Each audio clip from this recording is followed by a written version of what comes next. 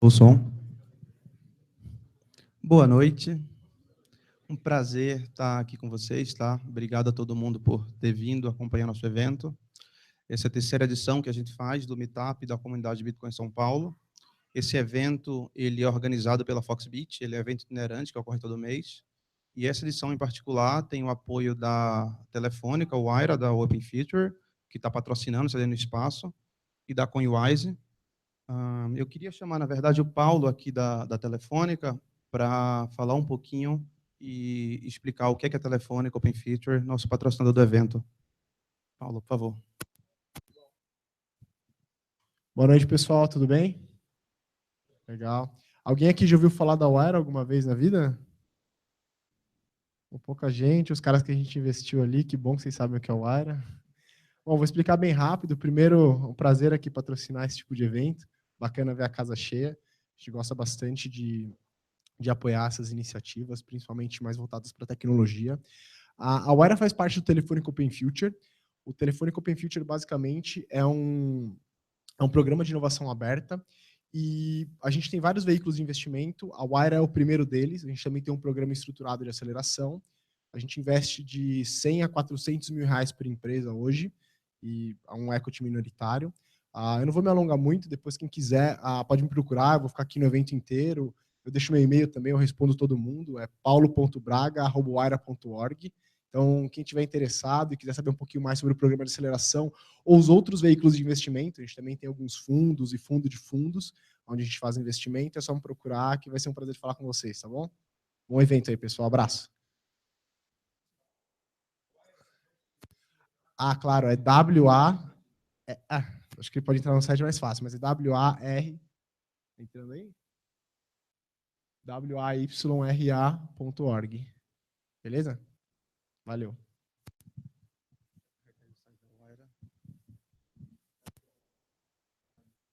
Carregando aqui o site da Wire para todo mundo ver.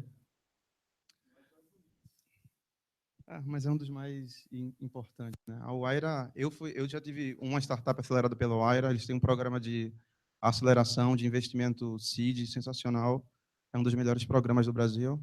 Obrigado pelo espaço e por ajudar a gente a fomentar aqui a comunidade.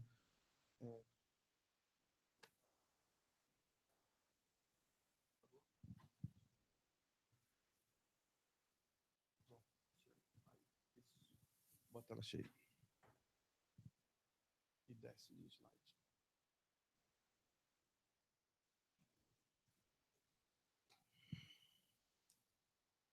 Bom, como eu estava falando, tá? Esse é um evento que a gente organiza mensalmente, o tema muda todo mês, ele é itinerante, ele é organizado em empresas parceiras. Vai para baixo aí, pode descer.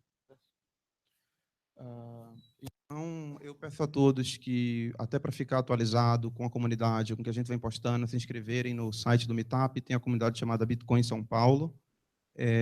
Essa comunidade ela é aberta, muitos dos eventos que a gente faz são abertos, de baixíssimo custo para divulgar o trabalho. Eventualmente, a gente cobra só um valor do happy hour para ter uma confraternização, para ter interação depois. O objetivo nosso é muito mais educar, ensinar e contribuir e até retornar para a comunidade o tanto que a gente tem aprendido com parceiros, com outras startups que têm ajudado a fomentar a Foxbit. Vou falar um pouco dos nossos próximos 2 eventos planejados, tá? A gente está aqui no mês de abril, então o tema que a gente está tratando hoje é Bitcoin, desafios de tecnológico e oportunidades com trading. A gente trouxe alguns dos maiores especialistas que a gente teve acesso. No próximo mês, a gente vai ter um evento, um outro parceiro nosso, na KPMG, que o tema vai ser Digital Asset e Crowdfunding com digital tokens. E a gente tem um evento em junho programado no escritório de advocacia sobre regulação em cryptocurrencies e blockchain. Então, essa é a próxima nossa agenda.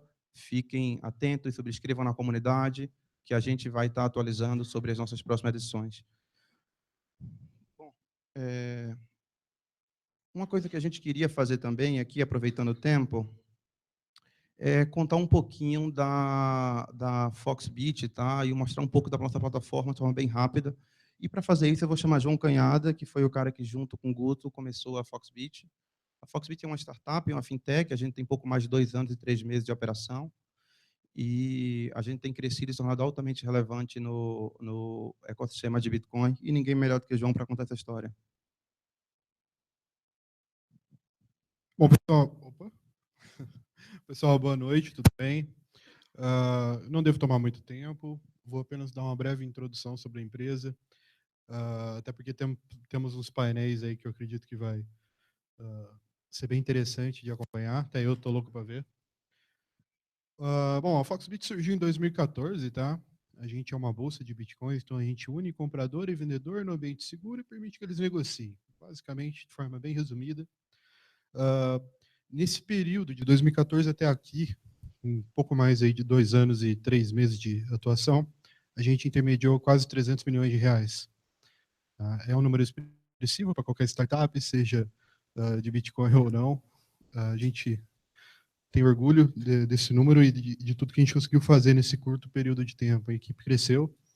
A gente hoje partiu de 5 pessoas que era 1 ano atrás, que era só os sócios, hoje já estamos chegando em 19.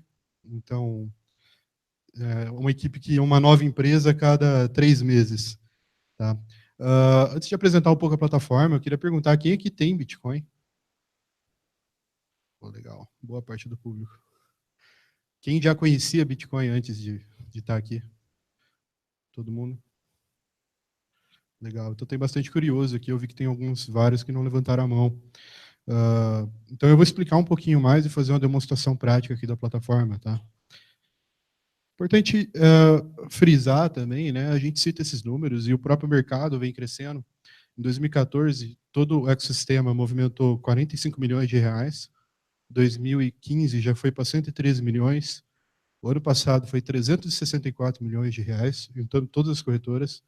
E só esse ano, em janeiro, foi 80 milhões. Então é bem expressivo o crescimento. E é bem fácil de entender o quanto esse mercado vai impactar muita coisa. Vou mudar aqui para a plataforma, só um minuto que eu faço uma demo rápida aqui.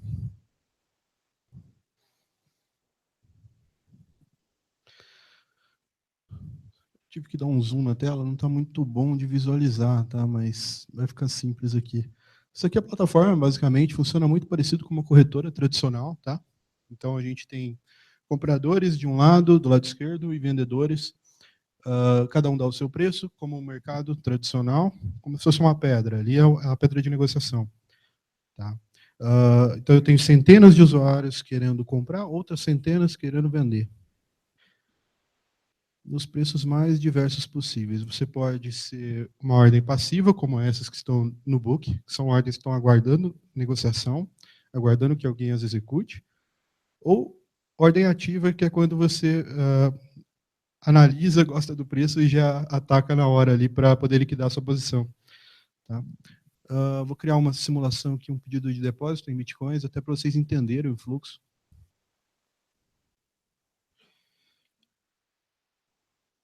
Essa é uma carteira de Bitcoin, para quem nunca viu. Tá? É como se fosse agência e conta bancária, esse conjunto de números. Tá? No meu celular eu tenho uma carteira de Bitcoin, do qual eu tenho um saldo de aproximadamente $122. Não vai dar para vocês verem, mas vou fazer o envio e vocês vão verificar o quão rápido é uma operação para transformar bitcoins em reais. Tá? Estou mandando aqui o equivalente a $1.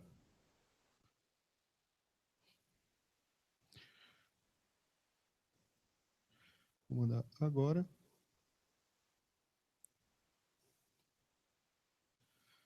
Já caiu. E eu já posso converter esses bitcoins no mercado para trocar eles para reais. Tá?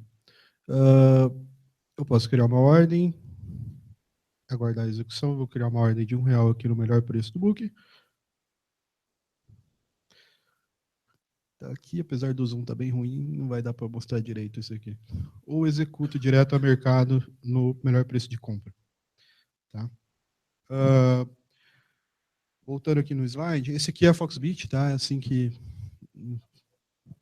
de forma bem resumida, a gente funciona. Mas é importante também frisar que, apesar de todos esses números do mercado crescendo, não é terra de ninguém, né? Algumas pessoas acreditam que Bitcoin é anônimo e que ele permite algumas atividades que não é realidade. Tá? Hoje, no mercado de bitcoins, apesar de não ser regulamentado ainda, existe uma autorregulamentação. Então, as empresas hoje fazem compliance, pedem documentação, pedem CNH, comprovante de endereço, selfie segurando o documento próximo ao rosto. Isso, além de identificar direto com quem é o meu cliente, ajuda também a inibir golpistas, tá? Principalmente 100% digital. E também verificamos em sistemas de compliance sobre se o cliente teve algum envolvimento com atividade terrorista, tráfico de drogas, coisas desse tipo. É um cliente que eu não quero atender e não atendo. Tá? Então, é bem rígido esse controle, também com verificação de imposto de renda, dependendo do volume, e todos esses detalhes que fazem sentido para não ter nenhum tipo de atividade ilícita envolvida com o meu mercado. Tá bem? Bom, foi uma forma bem resumida. Quem não tem Bitcoin, a Foxbit vai estar dando um brinde no final do evento, a gente vai estar distribuindo lá na entrada. Isso aqui é uma carteira de Bitcoin, tem aproximadamente 3,50 aqui. Tá? Todo mundo vai ganhar uma, mesmo quem tem, quem não tem. R$ 3,50. Um Bitcoin hoje está custando R$ 3.850, então é um valor elevado para a gente dar. Tem, se eu não me engano, algumas, 5 carteiras, se eu não me engano, tem R$50. Então, verifiquem, utilizem, saquem, porque é uma carteira de brinde. Daqui 3 meses, quem não retirou, eu vou lá e pego para tomar cerveja. Então, verifiquem se você foi o premiado com R$50. Tá? Galera, eu vou chamar o João Paulo aqui, que vai apresentar os painelistas, eu não vou me prolongar. Obrigado por todo mundo estar aqui, obrigado para quem está assistindo online. E quem não tem cadastro, faz cadastro na Foxbit, que ganha mais R$2 para poder entender o mercado, negociar, comprar e vender. Tá bom? Bom, é isso. Obrigado. Engraçado que eu estava falando com um ex-aluno meu da FIAP, eu tenho um curso de Bitcoin que eu dou na FIAP, Bitcoin Blockchain, e aí eu conversei, encontrei um aluno lá, o Múcio, cadê ele, Múcio? Tá ali, ele estava me contando que depois que eu dei a palestra lá, ele ficou empolgado para comprar Bitcoin e comprou na cotação, acho que $550, e também a está negociando Bitcoin a 1.200 e poucos dólares hoje, e aí sempre o sentimento é o mesmo, putz, porque eu não comprei mais, né, porque eu não comprei mais. E aí ninguém elogia. Putz, beleza, segui tua dica, deu certo. O pessoal só reclama do que não ganhou. É impressionante. Isso é unânime com todo mundo. E se perde, fica com raiva, né? Ainda é isso. Bom, mas vamos lá para a parte que vocês estão mais interessados, né?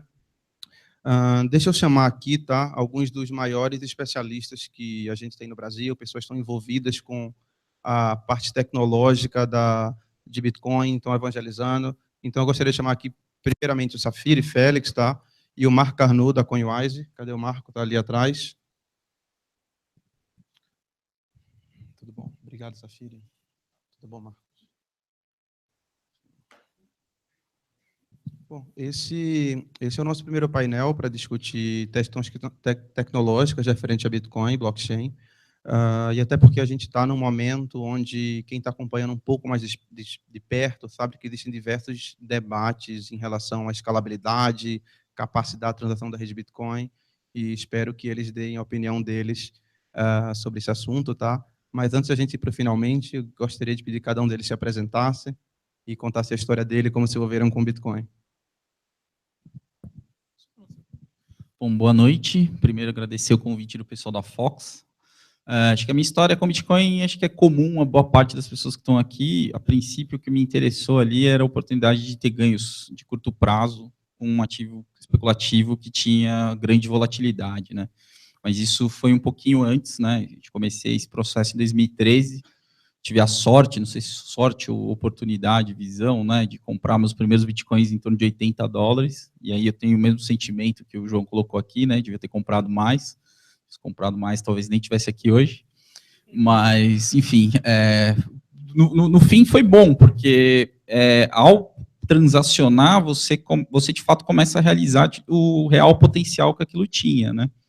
Isso a gente está falando de 2013, era um período que sequer carteiras amigáveis de celular existiam, mas aquilo já me despertou um interesse muito grande, especialmente do ponto de vista da inovação, do entendimento do dinheiro que o protocolo propunha, né? Eu tenho insistido muito nesse ponto. Acho que o Bitcoin, depois do ouro, né, que não é ainda uma forma tão utilizada como dinheiro, mas é a primeira forma de dinheiro não baseada em dívida, que a gente tem conhecimento, né? Todo mundo deve ter notas de real na carteira aí, e essas notas nada mais são do que notas promissórias emitidas pelo Banco Central, que todo mundo aqui acredita que, em última instância, o Banco Central vai ter a capacidade de honrar, né? Mas o mundo maluco que a gente vive já não dá mais para ter tanta certeza assim, né? Porque ele pode não honrar esse compromisso de duas formas.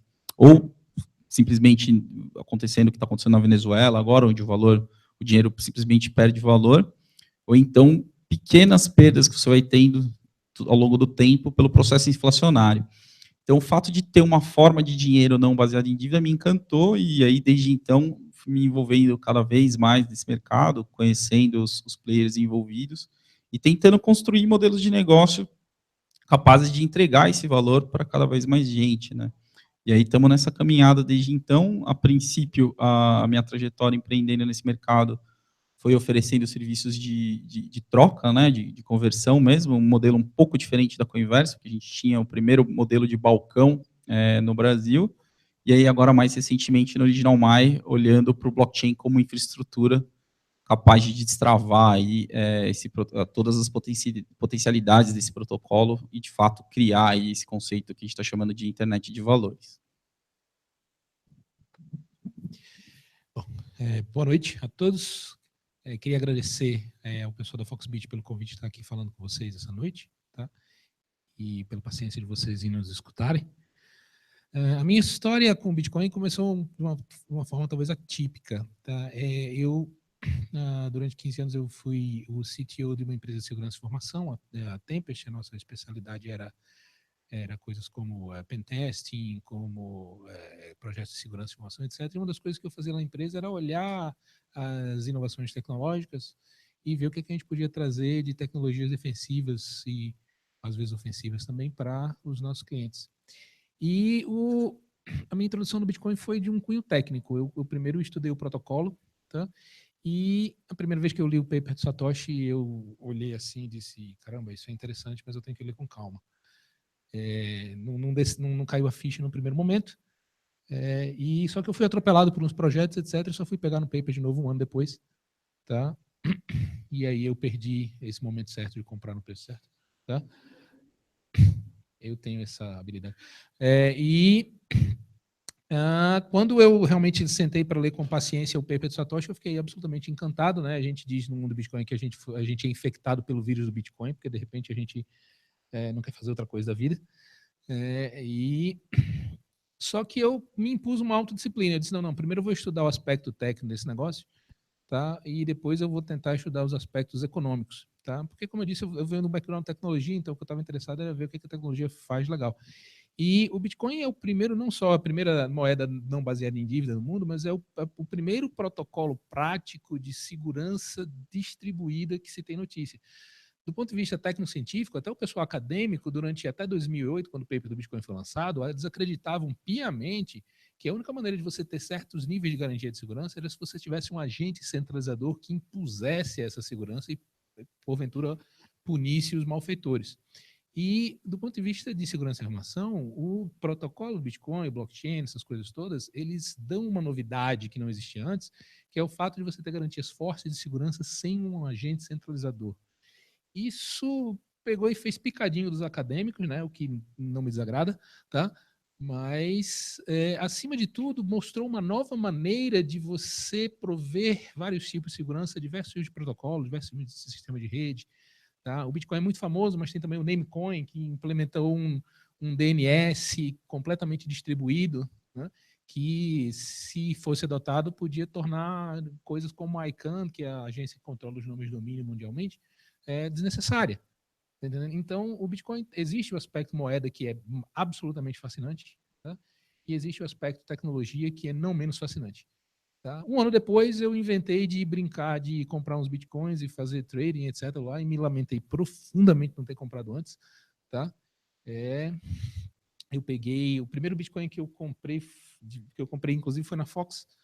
eu tinha Bitcoin de mineração, mas era uma fração muito pequena. A primeira quantidade apreciável que eu comprei foi 2 Bitcoins na Fox em janeiro de 2015, tá, ao preço emocionante de R$620. Tá entendendo? E eu só comprei 2 Bitcoins e eu me arrependo profundamente disso. Tá? Só para ter referência, o Bitcoin está sendo negociado na Foxbit por R$3.900, né? Pois é. Então, você vê, né? Um tecnólogo, o entendimento de um tecnólogo sobre dinheiro, né? Mas o que aconteceu? Eu melhorei desde então, tá? Eu comprei mais, tá? E eu depois passei a estudar os aspectos financeiros, etc. E, por incrível que pareça, me apaixonei de novo pelo assunto, tá? Pelas algumas reuniões que o Safiri mencionou. E eu, talvez correndo o risco de falar uma coisa muito pessoal, mas uma das coisas mais bacanas do entrar na economia do Bitcoin tenha sido a percepção de que há uma outra maneira de fazer o mundo, e a percepção de que a nossa percepção do dinheiro que a gente tem hoje é uma lavagem cerebral que é imposta por uma série de estruturas da sociedade que a gente tem, e um aspecto bem pessoal. Eu passei 20 anos da minha vida obcecado em ganhar dinheiro, tá? Não sou rico, mas ganhei algum. E descobri aos 40 e poucos anos de idade que eu não entendia o que era esse tal de dinheiro que eu era obcecado a respeito. Tá? O Bitcoin me fez entender o que é, de fato, dinheiro. Tá? Ter uma outra visão do que é dinheiro, uma outra visão do que é economia, e me expandir os meus horizontes para áreas que, de outra feita, eu não tinha me interessado tanto. Então, para mim, está sendo uma experiência absolutamente transformadora estar nesse ecossistema junto com vocês. Tá? Obrigado. Só para informar, tá? A gente tem mais de 200 pessoas aqui acompanhando a gente o stream por todo o Brasil. Tem uma comunidade em Ilhabela também que está assistindo lá, com mais de 30 pessoas assistindo esse meetup, ouvindo todos vocês. Obrigado pelas palavras aí, estou até emocionado de vocês falarem com tanta paixão. E antes de abrir pergunta para a plateia e para quem é de fora da internet aí, eu queria fazer uma pergunta aos senhores. Bem falaram aí que Bitcoin era uma plataforma de confiança distribuída, tá? Então, pela primeira vez na história, eu consigo fazer uma transação sem depender de intermediário central, e isso muda todo o sistema financeiro como a gente conhece, tem um monte de implicação em sistemas computacionais, em protocolos de confiança, etc, etc, etc. Por outro lado, existe um trade-off dessa tecnologia que é muito grande, que é, para você conseguir essa confiança distribuída, você tem que replicar um dado em todos os participantes da rede, né, no blockchain. E isso leva a um debate sério sobre escalabilidade. Hoje a gente sabe que o Bitcoin ele é limitado a pouquíssimas transações por segundo, enquanto outras redes de pagamento centralizada conseguem processar centenas de milhares de transações por segundo, ou pelo menos dezenas, as maiores, seguramente. Enfim, a gente está passando hoje por um debate sobre escalabilidade. Olha, como é que essa tecnologia do Bitcoin ela vai ser escalável para atender o crescimento que ela precisa até para o Bitcoin continuar se valorizando e ter outras casas de uso. Como é que vocês enxergam essa evolução, essa questão? Para onde é que vocês acham que o Bitcoin vai evoluir, tá? Cara, a resposta honesta à sua pergunta é não sei, tá? Mas eu posso dar algumas ideias, tá? Primeiro, tá? Existe a escalabilidade direta, tá? É importante lembrar quais são os limitadores, tá? Primeiro, só para pedir, só interrompendo um minuto, a gente fez uma enquete com as pessoas e tem uns 10, 15% que tem pouco ou nenhum contato com Bitcoin. Então, de repente, se tu puder dar um overview em poucos segundos, que a gente sabe que é impossível, sobre como o blockchain funciona, as pessoas vão continuar sem entender, mas a gente teve boa vantagem, pelo menos. Pois é, né? Missões impossíveis. Uma das coisas importantes a respeito do blockchain, que, como o João Paulo falou, é que as informações são replicadas mundialmente. Então, muito da confiança que existe no blockchain e no Bitcoin tem a ver com o fato que todo mundo vê as transações de todo mundo e todos os participantes auditam as transações de todo mundo. Quando eu digo participantes, no começo da história do Bitcoin, era todos os participantes mesmo. Hoje em dia não é não. Hoje em dia, a maior parte de vocês que vão usar Bitcoin, usam Bitcoin, vocês o fazem por intermédio de um software de carteira e ele meio que é uma segunda camada em relação ao núcleo da rede. Então, quando eu digo os participantes, eu estou dizendo o núcleo da rede mesmo. São mais ou menos uns 5 mil nós que existem ao redor do mundo, 5 mil, 6 mil, varia um bocado. E a característica principal que dá a segurança do sistema é que todo mundo confere as contas de todo mundo e o sistema só anda, só avança o histórico do blockchain se a auditoria passar. Okay? Então, o blockchain é o sonho, é a materialização da contabilidade perfeita. Tá entendendo? Se a gente conseguisse implantar blockchain em todos os sistemas econômicos do mundo, os contabilistas provavelmente seriam uma raça obsoleta. Tá? Porque o blockchain já implementa hoje a contabilidade perfeita. No blockchain não tem como um único satoshi, que é 1/10 milionésimo aliás, 1/100º milionésimo de Bitcoin, não tem como um único satoshi desaparecer ou aparecer sem a gente saber de onde veio e para onde foi. Tá? A contabilidade é absolutamente perfeita. Então, coisa assim como o Banco Santos, tá? A fraude do Pan-Americano não rola. Tá? Não nesse nível, em outros talvez, tá? Mas nesse nível não. Tá? Então, só que isso significa que a informação é transferida para todo mundo. E tem aquela história de rede, né, que quando você tem uma informação que tem que ser transferida para N nós, existem N ao quadrado canais de comunicação. Então, o protocolo é caro em termos de armazenamento, o protocolo é caro em termos de transmissão de dados, e, portanto, ele é lento. Ele é intrinsecamente lento. Tá? Isso não é nenhuma surpresa. Né? A democracia é mais lenta do que a ditadura. Tá? Para você chegar a um consenso numa democracia, é uma trabalheira danada. Na ditadura, o camarada vai de que é. Ok, pronto. Os sistemas financeiros baseados em centralizações são ditaduras metidas travestidas de alguma outra coisa. Tá? Mas no blockchain você tem essa coisa colaborativa, essa coisa distribuída, então ele é intrinsecamente mais lento. Tá? E existe uma outra coisa, que é a razão pela qual alguns das limitações da rede hoje existem. Por exemplo, o pessoal diz, não, a rede Bitcoin hoje só consegue fazer 7 transações por segundo. Existe uma razão para isso, tá? Histórica. Tá? Foi que há muito tempo atrás o inventor do Bitcoin e alguns desenvolvedores colocaram um limite arbitrário no tamanho do bloco de 1 megabyte. Tá? Você fazendo as contas, 1 megabyte, tá? Dividido pelo tamanho da transação, dividido por um bloco a cada 10 minutos em média, dá 7 transações por segundo no máximo. Tá? Mas a razão desse limite ter sido imposto tem mais a ver com prevenir spam.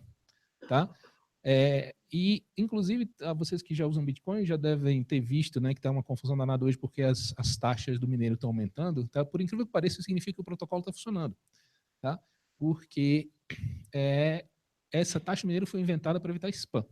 Se todo e-mail que você mandasse custasse dinheiro, a gente ia ter muito menos spam, né?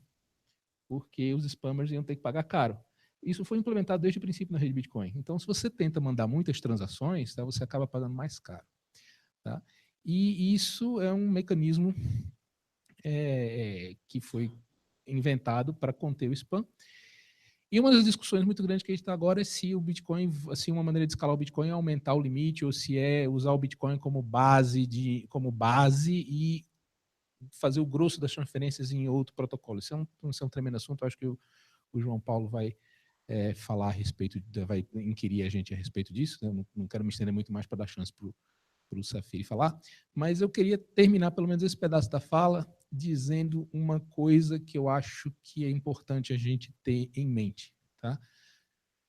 O Bitcoin está nessa situação desse problema de escalabilidade porque nós estamos sendo vítimas do sucesso.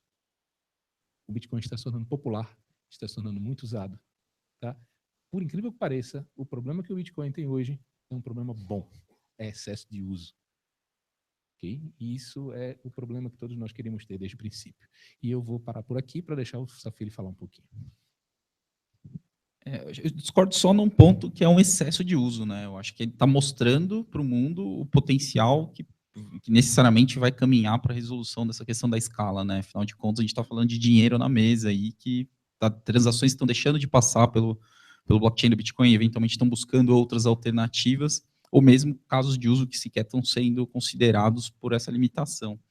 Mas, respondendo um pouco mais do que você falou, para tentar dar um entendimento para os mais leigos, tá? Vocês vão querer me matar, tá? Mas é extremamente simplista essa analogia que eu vou fazer aqui, mas O blockchain nada mais é do que uma espécie de Google Docs. Você tem uma planilha circulando no Google Docs onde todo mundo está na mesma linha. Então, você garante que todo mundo tem acesso aos mesmos registros, o que faz com que, no fim do dia, o saldo sempre seja conciliado. Então, acho que se você consegue entender como um Google Docs funciona, imagino que todo mundo aqui, em algum momento, já deve ter utilizado, você já começa a ter uma base de como que essa informação é compartilhada e o mecanismo que faz com que todo mundo esteja em sincronia. Agora, o ponto que você colocou da escalabilidade, eu acho que é uma dor do crescimento, como você disse, mas eu acho que também é uma desvirtuação em relação ao propósito original, né, do protocolo. Na minha opinião, o protocolo, inicialmente, ele foi desenhado para ser um mercado de taxas, para você ter, e um mercado eficiente, para você ter sempre alguém disposto a processar uma transação, por menor que fosse aquela taxa proposta.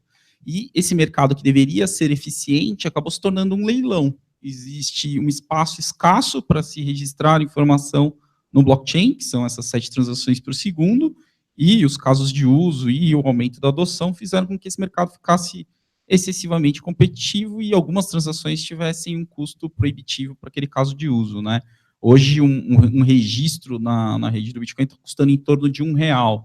Se a gente estiver falando de uma transação de remessa internacional, esse custo é irrelevante, desprezível na conta.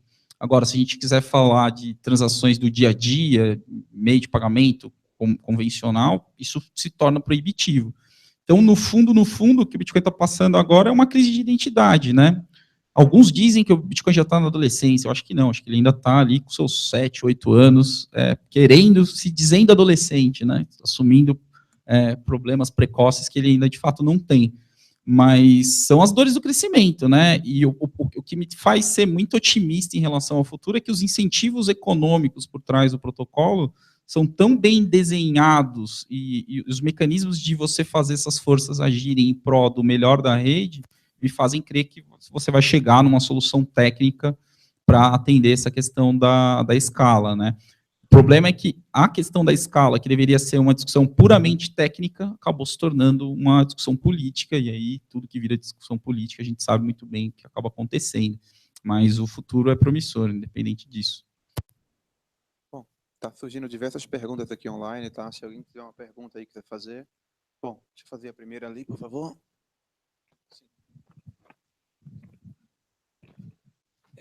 Boa noite. Eu tenho uma dúvida, eu acho que é mais por eu não trabalhar com programação. Como que é o passo a passo, o processo mesmo de mudança de código de Bitcoin? Eu entendo que os mineradores têm que, de certa forma, concordar com aquilo, mas como que é o passo a passo, de uma maneira do zero até o último processo? Só para eu entender a discussão que está havendo hoje em dia, por mais que eu entenda, eu queria entender, enfim, como funciona. Para responder a tua pergunta de uma forma didática para todo mundo, vou dar um passo atrás. Primeiro vou tentar explicar brevemente o que são os mineradores. Tá? Os mineradores, eles são o termo mineração é um termo ruim, eu acho. E os mineradores não deveriam ser chamados de mineradores, deveriam ser chamados de auditores, porque são eles que fazem a auditoria da rede. A tal da mineração, a recompensa que eles recebem, tá, em Bitcoin por prover à rede o serviço de auditoria, tá, se convencionou chamar de mineração. Eu acho um nome não muito bom. Se convencionou de chamar de mineração porque envolve aquele negócio da prova de trabalho, que você tem que ficar tentando por tentativa e erro, achar o nonce, que fecha o hash e tudo mais.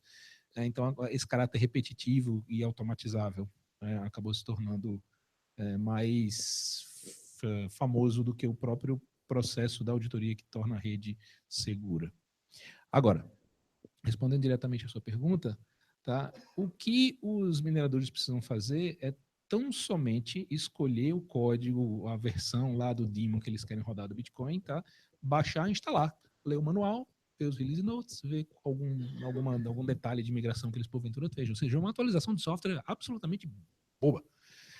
A questão é que, por estranho que possa parecer, os mineradores são extraordinariamente sofisticados em alguns aspectos. Por exemplo, eles conseguiram fazer chips de mineração de altíssimo desempenho, tá ok? Mas em que pese a extrema capacidade técnica deles nesse aspecto, por incrível que pareça, eles não são tão sofisticados no entendimento das firulas do protocolo e do próprio software do daemon do Bitcoin que eles estão rodando, tá entendendo? Então, eles meio que confiam ou se referendam nos desenvolvedores das principais versões, como o pessoal do Core, o pessoal do Unlimited, e agora tem outras versões, tem o XT, Infinity, Classic, tem várias outras versões do programa Bitcoin. Não sei se está claro tudo para as pessoas, até uma advertência que eu dou para vocês é o seguinte: existem muitos Bitcoins no mundo. Às vezes você fala Bitcoin a unidade monetária, às vezes você fala Bitcoin a rede, e às vezes você fala Bitcoin o software. Nessa nossa discussão aqui, a gente está falando do software, o programa de computador que implementa esse negócio todo. E a gente está falando sobre como esse negócio é atualizado. Então, é uma coisa relativamente simples. O que os mineiros ou mineradores deveriam fazer é entender os detalhes técnicos da versão que eles estão rodando, optar por uma delas e rodar. Tá? Então, do ponto de vista de atualização, de informática, etc., não é muito mais complicado do que apareceu lá, como aparece no seu celular. Tá, okay? Tem uma nova versão, você quer instalar ou não? Leia os release notes, você quer instalar ou não. Exceto que a rede Bitcoin é um pouquinho mais sofisticada, mais complicada, o release notes é um pouco denso, tecnicamente, de ler, então eles deviam estar entendendo o que eles estão fazendo. Tá? E é interessante, no começo da rede Bitcoin só tinha uma implementação, tá, de referência, que é o que hoje era um ancestral do que hoje se tornou o Bitcoin Core. Hoje há várias outras versões, tá? E cada uma delas implementa as features e alguns aspectos ligeiramente diferentes, e isso tem um risco de fragmentação.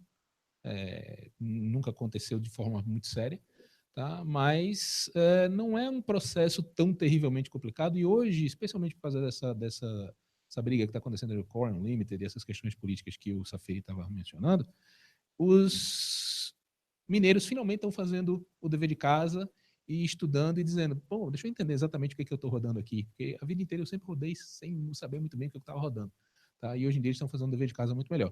Respondi a sua pergunta, era isso que você queria saber? Ok, obrigado. Só complementando, né? Como que se dá esse processo, né? O protocolo do Bitcoin ele é baseado em código aberto. Então, toda e qualquer alteração que for feita nesse protocolo, ele precisa do consenso da maior parte da rede dos mineradores. E aí esse processo é dado da seguinte forma: todo e qualquer desenvolvedor pode propor o que a gente chama de BIP, né? Que é Bitcoin Improvement Propose. E aí você escreve isso em forma de código e disponibiliza na rede.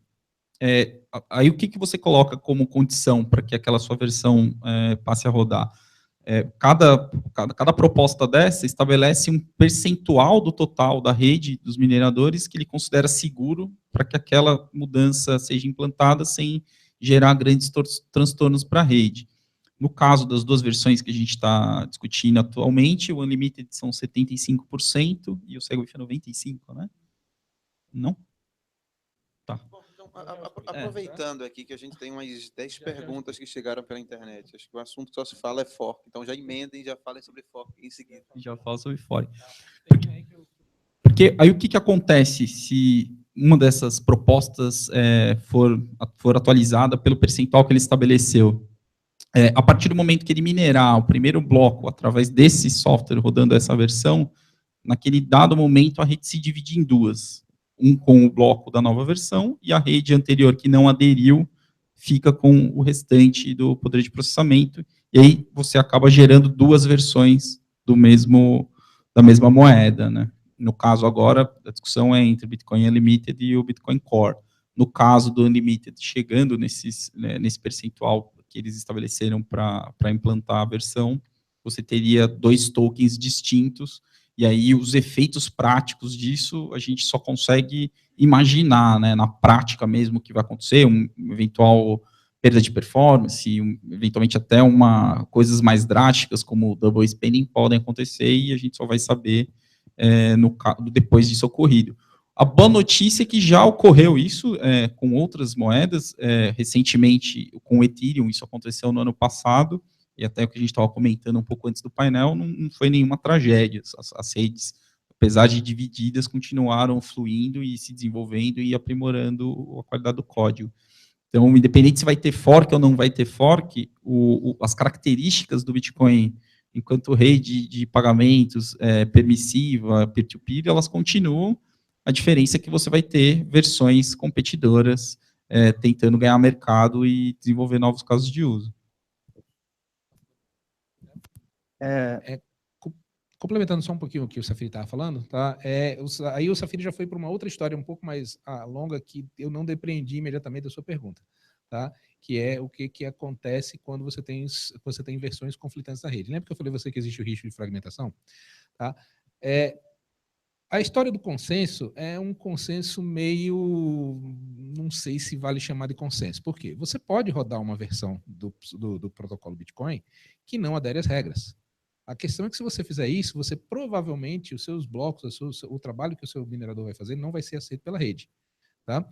Mesmo hoje, diferentes mineradores usam diferentes versões ligeiramente customizadas, só que eles têm um tremendo cuidado para que eles sigam todos o mesmo conjunto de regras de forma que não quebre a rede como um todo.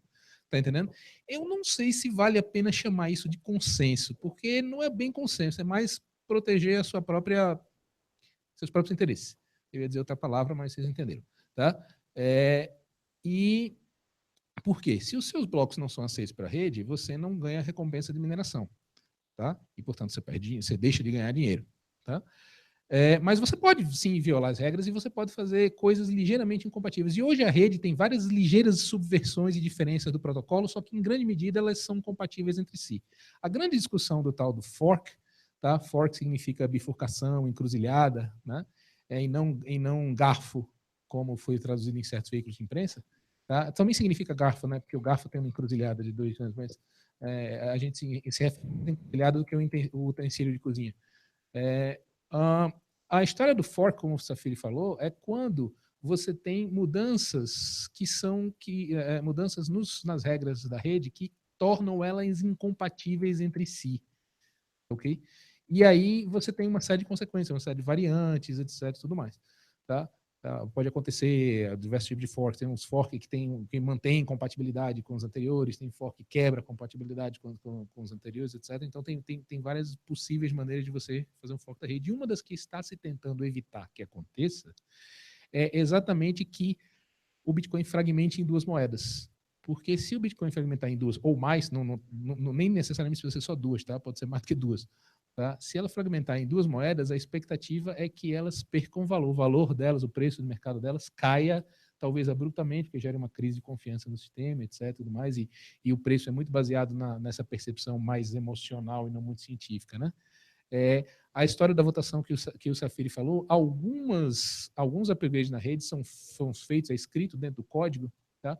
Que é preciso que mais que 75% do total de poder de processamento da rede, que não é a mesma coisa que 75% dos nós da rede, tá?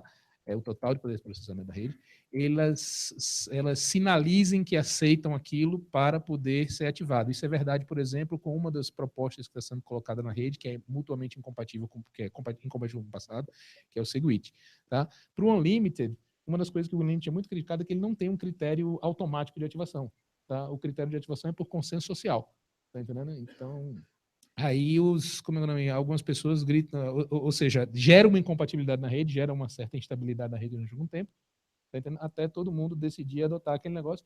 E para que o negócio seja adotado mesmo, provavelmente vai requerer uma conversa entre os grandes mineiros e o pessoal da política está gritando, panelinha, panelinha, tá entendendo?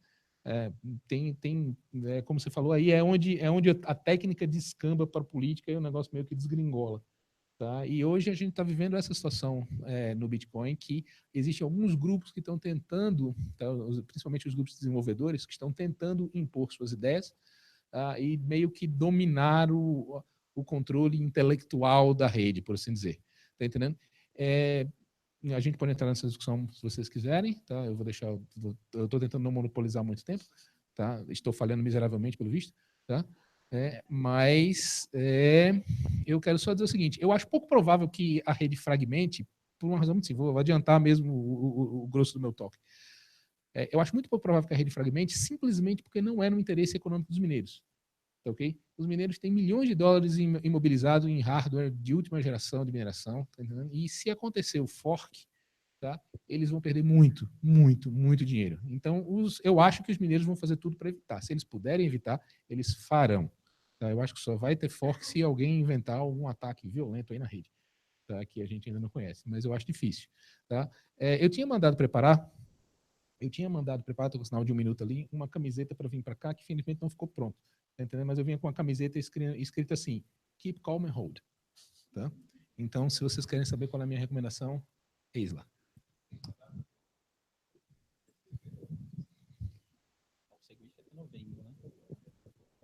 Uma das propostas, eles têm até novembro para atingir o patamar mínimo que eles estão propondo para fazer a alteração, que são 75%.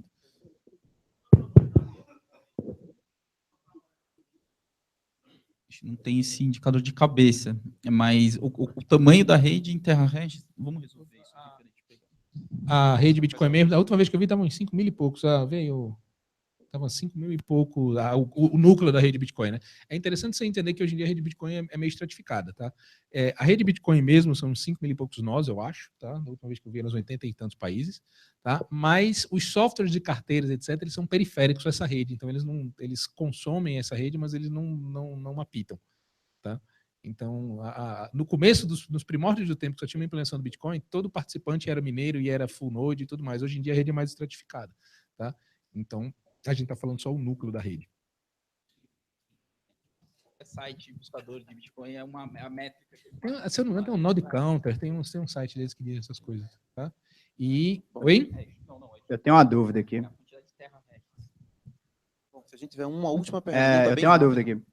Em relação ao Bitcoin, principalmente para o Marco, que ele é especialista na infraestrutura, o que está por trás tecnicamente do Bitcoin. Como que ele vê as outras criptomoedas, por exemplo, o altcoin, que teve uma crescente absurda nesses 3 últimos meses, o quão confiável e sólido são essas outras criptomoedas? E se tiver algum tempo, eu queria a opinião dos três em relação o quão receosas as instituições financeiras aqui no Brasil e até mesmo a nível internacional estão frente ao blockchain e, junto no receio, quais são as oportunidades que elas têm? Deixa eu responder logo a segunda pergunta. Não tem tempo não. Vai a primeira, Marcos. Depende muito. As altcoins, quase todas as altcoins são cópias do Bitcoin com ligeiras alterações nos parâmetros, tá? Algumas poucas têm algumas propostas interessantes, tá ok? Dash tem umas propostas interessantes, eu tenho uns sinões também com ela, Monero, tem muita coisa legal, a gente poderia fazer todo um seminário a respeito dessas coisas, tá? O quão seguras elas são? Depende do teu conceito de segurança, tá? O que você... Para eu poder responder, quando você pergunta para alguém...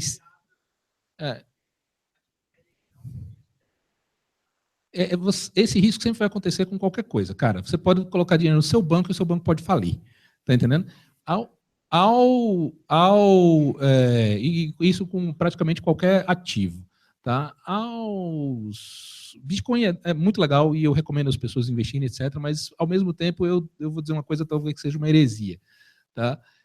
O market cap hoje do Bitcoin, todos os Bitcoins existência, e é de longe o maior que tem, a última vez estava 16, está em 20, já está em 20 de novo, porque deu essa altura, 20 bilhões de dólares. 20 bilhões de dólares é o menos que o rombo da Petrobras. Tá entendendo? Então pode perfeitamente aparecer um bilionário excêntrico, tá ok? E comprar todos os Bitcoins de existência, ou fazer manipulação de mercado, etc. Não, você não vende, mas o grosso deles. Eu acho que você vende, eu acho que é uma questão de preço. É uma questão de preço. Se você chegar aqui e dizer, não, se você me vende a 40 mil dólares por Bitcoin, você vende. Tá? Então, tá entendendo? Então, você já descobrimos que tipo de pessoa você é. Estamos agora só negociando o preço. Tá entendendo? Agora, então, como o tamanho do mercado Bitcoin é muito pequeno, tá ok? Ele é sim vulnerável a vários tipos de manipulação. Se chegar um mega bilionário doido, o camarada faz um estrago legal. Aí, em relação ao que você falou das demais, né? A gente está falando aí de um mercado, se pegar todas as criptomoedas, um total de 30 bi de market cap e o Bitcoin com 20 bi disso. Se você entrou... qual que é a sensação agora? Tem muita gente procurando as altcoins, principalmente quem perdeu o bonde da hipervalorização do Bitcoin nos últimos tempos. O que é importante entender se você vai entrar numa criptomoeda?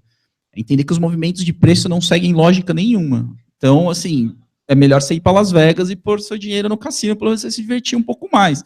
A não ser que você goste de fortes emoções e de apostar em loteria, porque não tem lógica nenhuma. A única lógica que já começa a aparecer é o seguinte: existe um fluxo que, quando recursos saem do Bitcoin, eles tendem a migrar para outras criptomoedas. Mas o quanto isso vai subir, o quanto isso vai descer, fundamentos de suporte, resistência, os clássicos de análise técnica, eles têm uma aplicação muito limitada, especialmente nas outras altcoins. Em Bitcoin já tem um pouco mais de fit.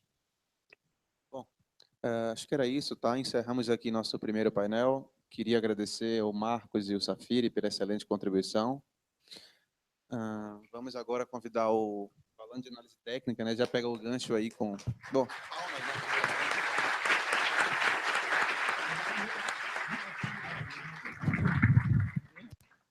Falando aí, pegando o gancho da última frase do Safiri, falando de análise técnica, trouxemos aqui o Fausto Botelho, da Enfoque, especialista em análise técnica, vai explicar um pouco do que é isso, desmistificar. A gente já falou de análise técnica aqui, o Carranu já olhou ali, já chamou de oráculo, já chamou de mágica. E, enfim, eu quero muito assistir esse conteúdo dele para aprender um pouco também. Boa noite. Eu sou consultor de valores imobiliários e portanto, sou credenciado pela CVM, isso significa ser credenciado pela CVM para poder fazer análises de mercado. Eu sou especialista em análise técnica porque mexo com análise técnica há 40 anos. Acabei de completar 40 anos de análise técnica. E eu não queria chegar aqui e apenas dizer para vocês, olha, eu acho que vai acontecer isso. Apenas mostrar um gráfico e dizer, olha, acho que vai acontecer isso ou aquilo. Então, eu quero dar um pequeno conceito para vocês sobre o que é análise técnica. Muita gente tem um conceito completamente errado de análise técnica, achando que isso é uma espécie de bola de cristal, que a gente olha no gráfico e vê alguma coisa. O que me fascinou com a análise técnica é o fato de perceber que ela é um processo que me traz indicações absolutamente lógicas sobre o comportamento futuro dos preços. E eu vou tentar mostrar essa lógica para vocês dentro dos 10 minutos que eu tenho para poder transmitir isso para vocês. Primeiro eu vou tentar fazer uma operação aqui. Aqui.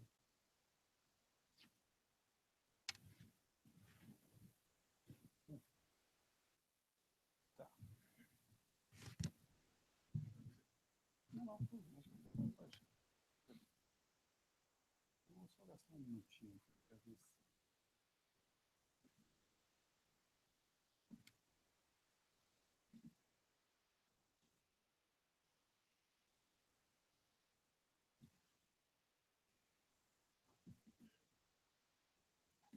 Tá bom assim.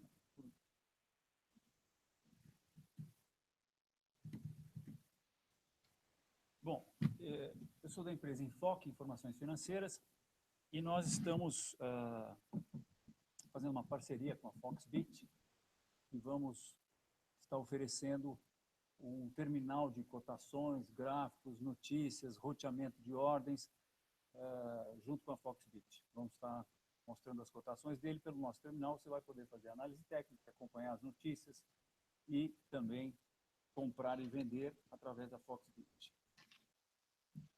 E nós, na Enfoque, estamos muito contentos com essa possibilidade. Quando a gente fala de tentar prever comportamento futuro do preço, basicamente saber se o mercado vai subir ou se vai cair, existem dois tipos de caminhos, duas escolas, a chamada a análise fundamental e a análise técnica. As duas se propõem a fazer mais ou menos a mesma coisa, saber se os preços vão subir ou saber se os preços vão cair. Muito bem. Tem um conceito que eu quero passar a vocês, que é o seguinte, olha, quem comanda essas oscilações de preço é o que eu chamo de massa. A massa é a média das opiniões de todos os participantes do mercado. Se a gente for pensar em bitcoins, milhares de pessoas do mundo inteiro, ponderado em função do poder de fogo de cada um desses participantes. Eu acho que vai subir. Os irmãos Winklevoss lá acham que vai cair. Cai. Né? Quer dizer, não é a média aritmética, é a média ponderada. Um tem mais poder de fogo do que o outro. Essa média de opinião que comanda os preços.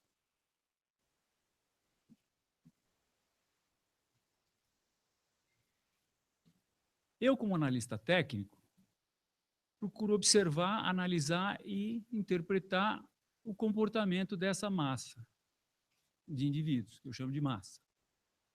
Para visualizar, analisar, interpretar esse comportamento da massa, eu uso um artifício, que são os gráficos. Porque os gráficos nada mais são do que um espelho do comportamento da massa. Vocês entenderam o slide, né? Aquele lago era o espelho e tal.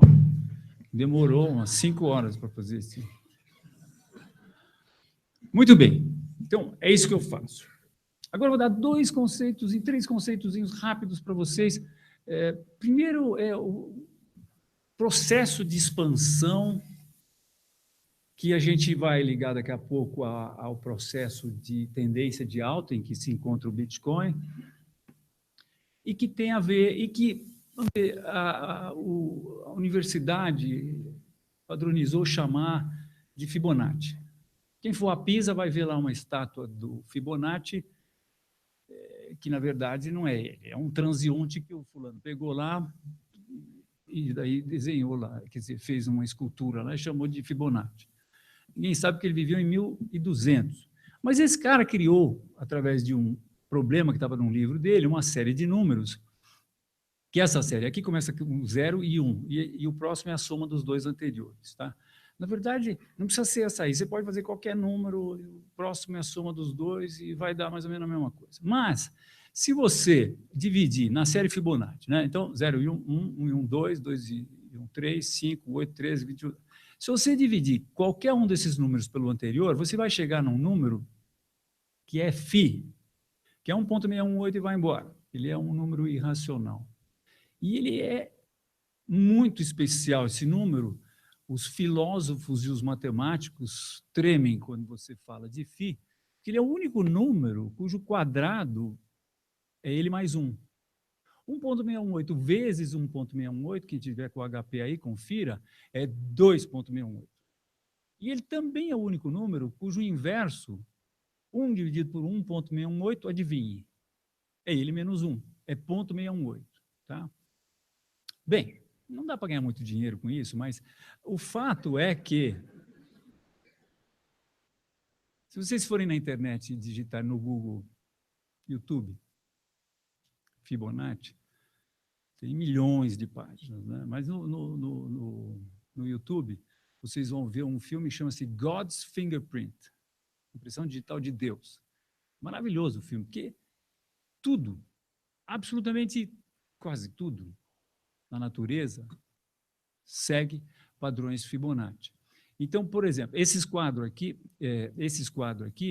ele mede segmentos de maneira que, se a gente dividir esse segmento maior pelo menor, vai dar 1,618. Tá? Então, o que a gente viu aqui é que as plantas seguem essa proporção. O Capitólio segue essa proporção. O girassol segue essas proporções. A abelha segue essas proporções e por aí vai. Essa estrela famosíssima que ilustra algumas religiões segue exatamente essa proporção. A quileia pitármica tem a difícil tarefa de fazer com que todas as suas flores tenham um lugar ao sol, literalmente. Né? Ela procura fazer um buquê de flores. Ela solta os seus galhos usando números Fibonacci. O Panteão tem também as suas medidas todas baseadas em Fibonacci. Se a gente pegar a altura da pirâmide do Egito e dividir pela base, pela largura da base, adivinha o quê? 1,618. Esse cara aqui é o Caramujo Nautilus, é uma das curvas mais perfeitas da natureza. Então, se a gente fizer 2 quadrados, depois de 1, depois puser um de 2, que é a soma desses outros, né? E depois puser um de 3, e depois puser um de 5, 8, 13, for seguindo a série Fibonacci, depois a gente pegar um compasso e abrir aqui, ó, no primeiro, e põe o compasso daqui a aqui, daí põe esse daqui a aqui, daqui a aqui, daqui a aqui, que aqui, que aqui, que aqui, que aqui, que aqui, Fibonacci. Legal, né? Via Láctea, Fibonacci. Bom, mas como eu disse, isso não ganha dinheiro, tá? Para nós, analistas técnicos, o mercado tem alguma coisa de Fibonacci, que é feito por humanos. Quando a gente tem uma tendência assim, ó, e a gente mede uma tendência, muitas vezes com esse negócio aqui, com essa retinha que a gente chama de reta de tendência. Isso aqui seria uma reta suporte, reta de tendência de alta. Então, quando rompe essa reta, muitas vezes ele volta e começa aí um novo processo. Até onde vai esse novo processo? A gente sabe que esse novo processo vai de ponto 38 dele, corrige ponto desse 100% aqui, ele vai corrigir ponto 382 a ponto 618, ou seja, vai retrair de 40% a 60%. Já é alguma coisa, né? Quando chegar lá pelos 40%, a gente fala, pô, será que é agora que vai para cima de novo? Também não dá para ganhar muito dinheiro, mas... Muito bem. Teve um cara que chama-se Charles Dow, que era o dono do Wall Street Journal. Ele escrevia os editoriais do Wall Street Journal, e esses editoriais foram escritos em 1900, 1901. 10 anos depois, Robert Rea, um outro cara, juntou esses conceitos que ele punha lá nesses editoriais e transformou isso no que hoje a gente conhece como teoria Dow. 115 anos depois, a gente fala desse cara. Existem, se vocês forem na Amazon, vocês vão ver dezenas de livros que falam sobre a teoria de Dow. Esse cara falou várias coisas, tá? Mas o que interessa para nós é que os mercados têm três movimentos, e o que interessa para nós é que os movimentos principais têm 3 fases, tá? Então, vamos lá. Eu ia apagar isso aqui, não apaguei, não sei por quê. Ai, meu Deus do céu, não apaguei. Mas aí a gente dá um bypass aqui.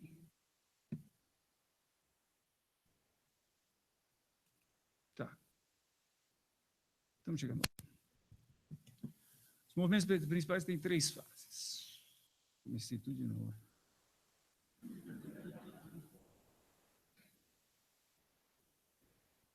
Enquanto ele vai, eu vou fazer uma previsão aqui para vocês. Vocês vão falar daqui a uns anos, não muitos, mas digamos aí, menos que 10 anos, vocês vão falar para as pessoas, para os seus filhos, talvez para os seus netos. Neto não dá tempo, né? Eu estive em abril de 2017 numa palestra na Telefônica, quando o Bitcoin estava $1.000, 1.000 e pouquinhos dólares.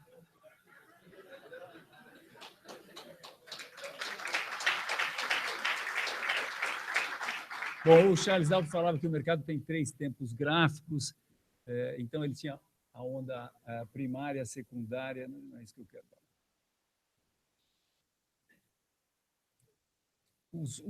Os movimentos principais têm 3 fases, tá?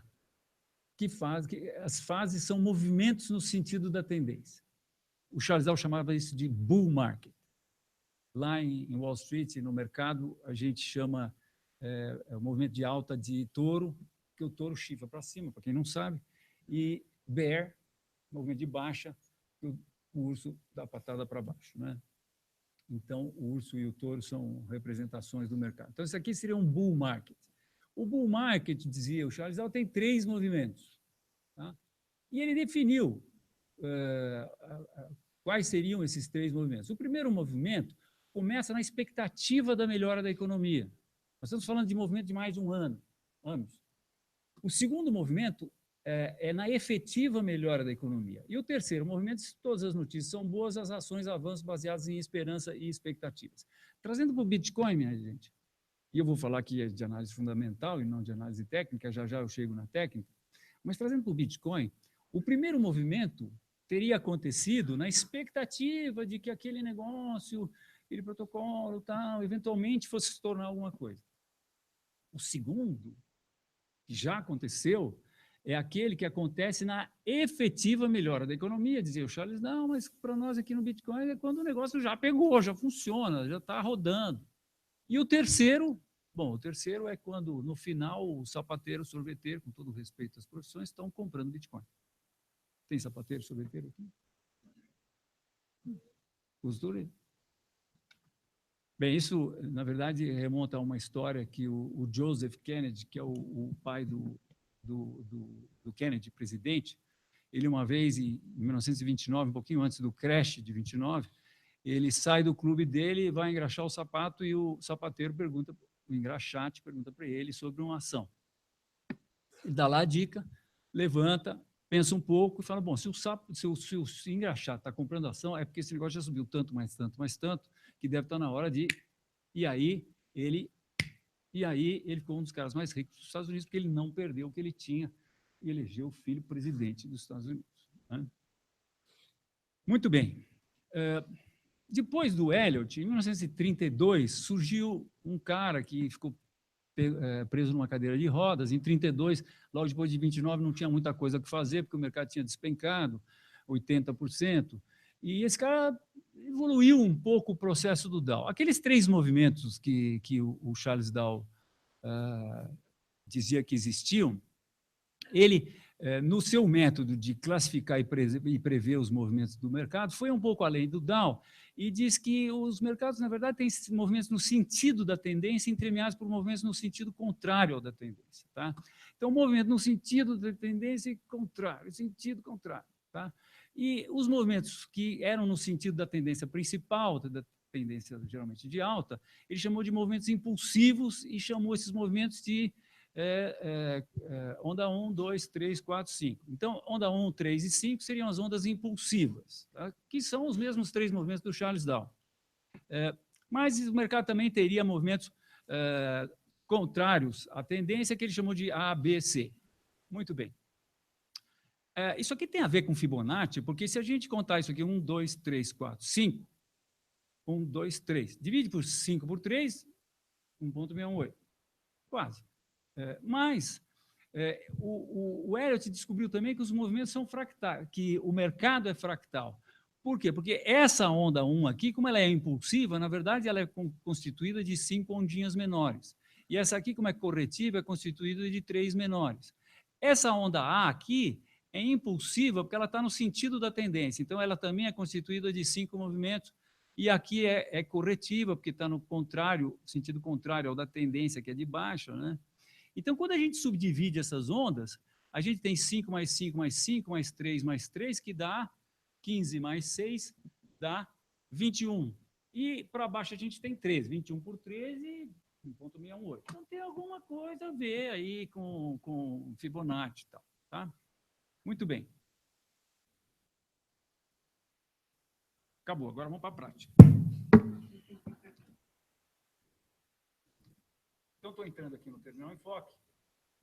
Eu estava com uma resolução aqui, mas esse negócio de Windows você não pode mexer muito, porque você sabe. Eu pus a resolução aqui, aí eu tirei. Nunca mais, né? Nunca mais na vida.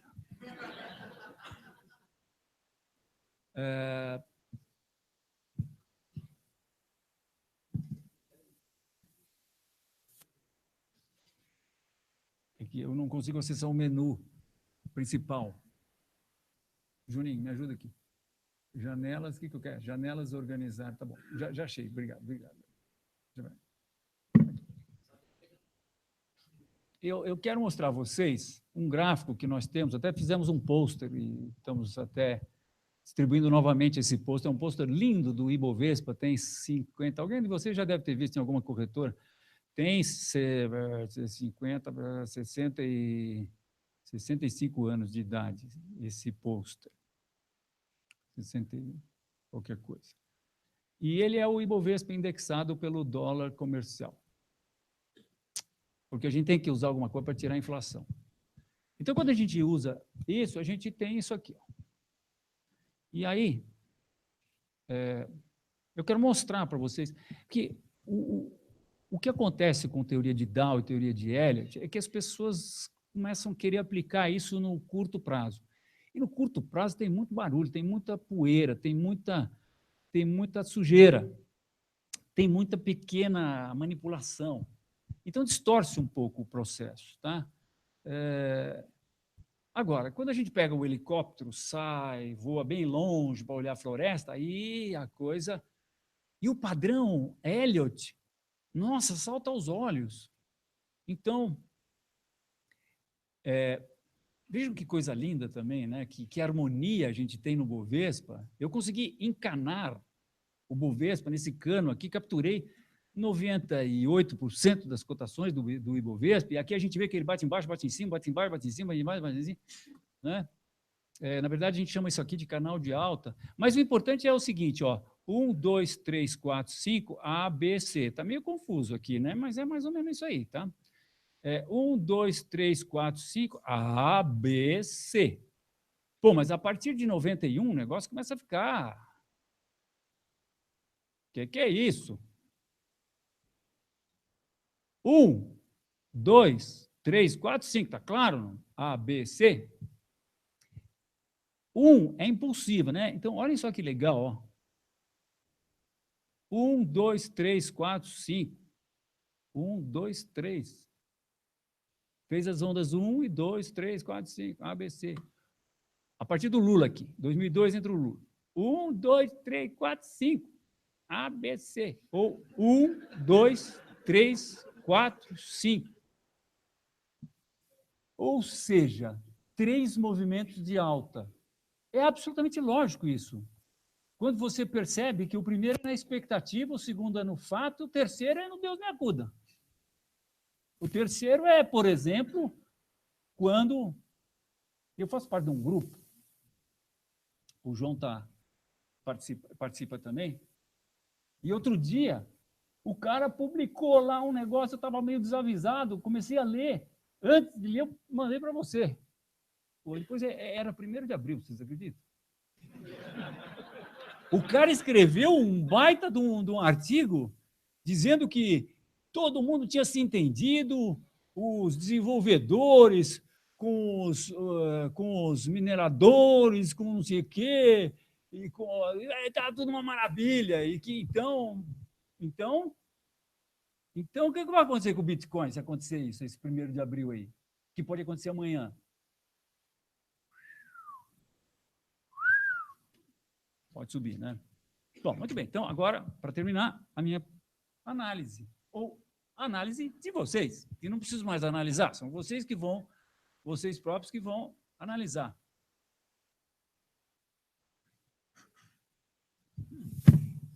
Juninho, agora eu preciso de você. Eu preciso atingir Bitcoin aqui, que eu não sei. Janelas, né? Cotações. Como é que nós chegamos lá? Aqui?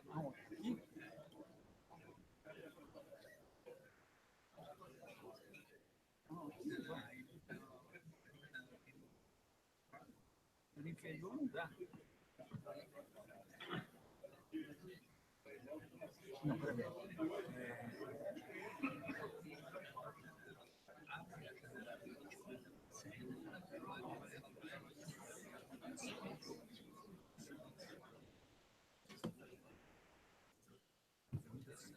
Bom, eu tenho outro jeito de resolver aqui. Aqui estava pronto, né?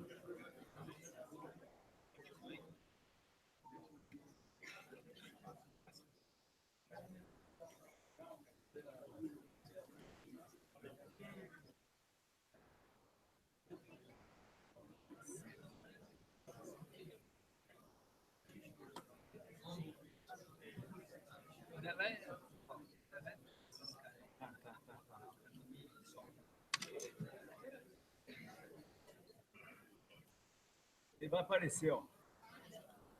Ah, nós vamos enganar ele aqui, ó. Aparecendo ali à direita, ó. Esse aqui que é grandão, ó. Quando aparecer Bitcoin aí, vocês me avisam.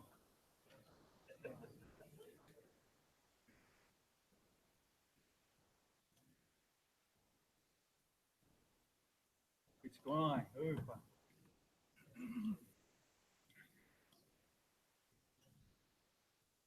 Isso aqui é uma tela de cotação que a gente tem no Terminal Enfoque, que dá a cotação de... Uma tela de cotação que a gente tem no Terminal Enfoque, que dá a cotação de Bitcoin em... Quantas moedas, Júnior? 21 paridades de moedas diferentes. Para quem tem dinheiro em 21 países diferentes, é ideal. Mas, enfim, é legal para a gente ver algumas paridades mais importantes, né? Bom, então está aqui o gráfico do Bitcoin. E isso aqui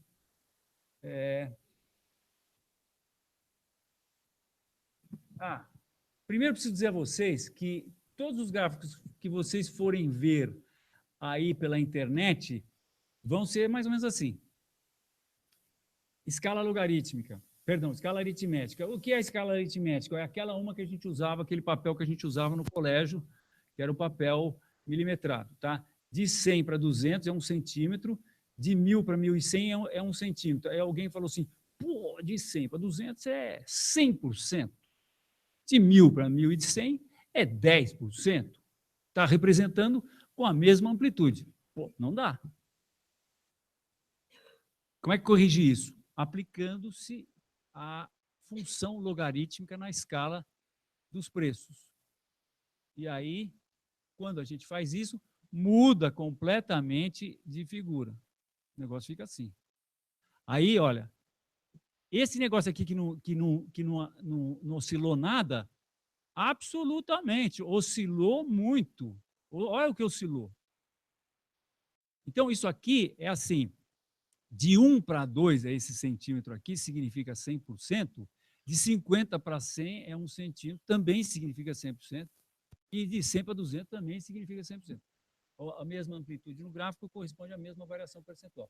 E aí a gente vê 1, 2, 3, 4, 5, 1, 2, 1, 2, 3, 4, 5, 2, 1, 2, 3, 4, o que é que falta? Falta 5. Agora, vamos pensar o seguinte, a gente vai pensar para onde vai isso. Se, de fato, esse nível for rompido, inicia-se assim. O mercado está com toda a característica de que vai iniciar esse processo. Tá? E, então, se iniciar, vai para cima. Então, aí, eu vou pegar esse cara aqui, que, na verdade, está me dando a amplitude do segundo movimento. Então, qual é a análise que eu faço, que é banal? De que tamanho pode ser o terceiro movimento? O terceiro movimento é aquele carregado com o auge da euforia. E tal, que ele seja igual ao segundo. Eu vou mostrar uma coisa agora para vocês que quando eu vi, eu falei, pum, deu um salto assim do computador. Tremi, oricei os pelos e falei, bom, tudo que eu tiver de dinheiro sobrando é Bitcoin. Estou especialista no Mercado Livre. Tem um oratório antigo lá, pau nele.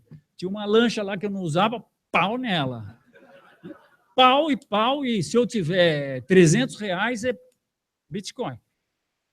Quando eu vi isso aqui, que o primeiro movimento, por acaso, foi idêntico ao segundo movimento, o que reforça a nossa análise básica, muito simples, banal, de que o terceiro movimento pode ser igual aos dois primeiros. Eu acho que vai ser um pouquinho maior, talvez bem maior. Mas assumir que o terceiro movimento é...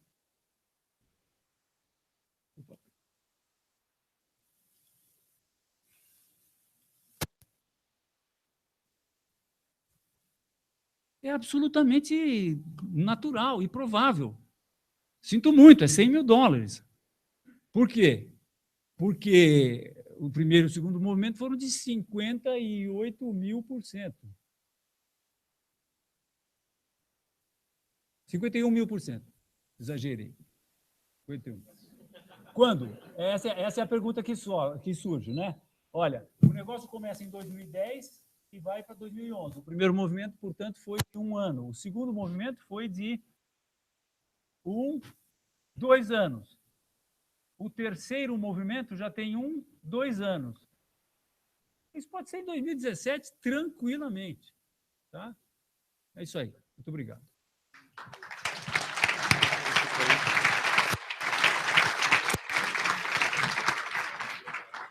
Bom, dadas as análises e elucubrações aqui do Fausto, vamos agora para o nosso segundo e último painel da noite. Queria convidar aqui o Rodrigo Mendes, da Leper Hubber, e o Rodrigo, parceiro nosso também, para entrar na...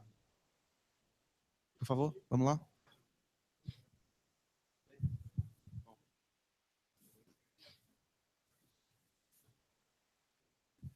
Bom, acho que o amigo Fausto aqui já se apresentou. Dá a palavra para os outros dois painelistas para se apresentar, por favor. E aí, se quiser estender e já fazer uma conclusão em cima da análise das apresentações do Fausto, eu agradeço. Bom, boa noite, pessoal. Sou o Rodrigo Mendes.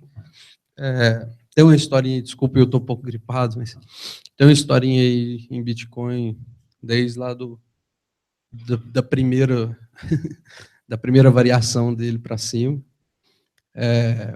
Acompanhei alguns ralis, que a gente chama, né, de trajetória e de investimento no Bitcoin. Por várias noites aí fiquei sem dormir também, esperando se amanhã vai ter ou não Bitcoin, vai ter ou não rede. O fato é que eu fiquei 3 ou 4 anos, eu estou aqui, eu acho que é por isso, eu fiquei 3 a 4 anos fazendo arbitragem de Bitcoin, né, e durante o início do Bitcoin. Peguei várias fases, várias mortes, várias dores, mas sempre nessa tendência aí do processo de alta. Vou me ater somente a essa experiência com Bitcoin, mas basicamente eu fiquei aí só e fazendo trade praticamente 24 horas por dia, porque o mercado não para, é um mercado que não tem um horário para iniciar, um horário para acabar, ele está em movimento sempre, e o maior volume são das exchanges chinesas, então, basicamente, a gente começa a operar às 8, 9 da noite e termina às 3, 4 da manhã do Brasil. E movi a minha vida inteira para isso, fiquei 1 ano e meio sozinho na praia, fazendo isso o dia inteiro. Operei aí uma quantidade bacana, né, de bitcoins. Fazia parte do Whale Club, que era um clube de grandes investidores, onde nós tínhamos um grupo canadense, um grupo israelense, um grupo de Londres, fazendo algumas movimentações do mercado. Bitcoin, para todo mundo aqui sabe, é um ativo não regulamentado, não regulado, então o espaço da volatilidade que a gente encontrava era nas exchanges para poder fazer uma subida no preço e uma descida no preço. E acho que as perguntas vêm depois, eu continuo. Sobre acho interessantíssimo, né, chegar a 100 mil dólares. Mas o que me fez aprender, né, com esse tempo todo para poder não concordar muito com uma subida dessa, basicamente porque a gente tem uma necessidade de um inflow na rede de novo capital elevadíssimo para poder fazer aquilo ali acontecer. E uma quantidade para o Bitcoin, para uma unidade de Bitcoin vale 100 mil dólares, a gente está falando que nós vamos precisar de mais de $1 trilhão entrando nisso. E só se um governo ou um país muito grande aceitar uma adoção e adotar isso como moeda, para a gente poder ver um negócio lá em cima, assim. Então, é só onde que tem um desagree aí naquela questão. Eu acho que ainda tem muito. Se um ETF tivesse passado, tá, a gente poderia até pensar nisso, mas o ETF não passou por vários motivos e eu acho que a gente tem mais tem alguma coisa para ver. Explica rapidamente o que é, porque é um assunto bem relevante para trading de Bitcoin, né? Explica o que é e o que foi o ETF. Bom, o ETF era um instrumento que estava sendo desenhado, está sendo desenhado ainda, os irmãos Winklevoss não desistiram dele.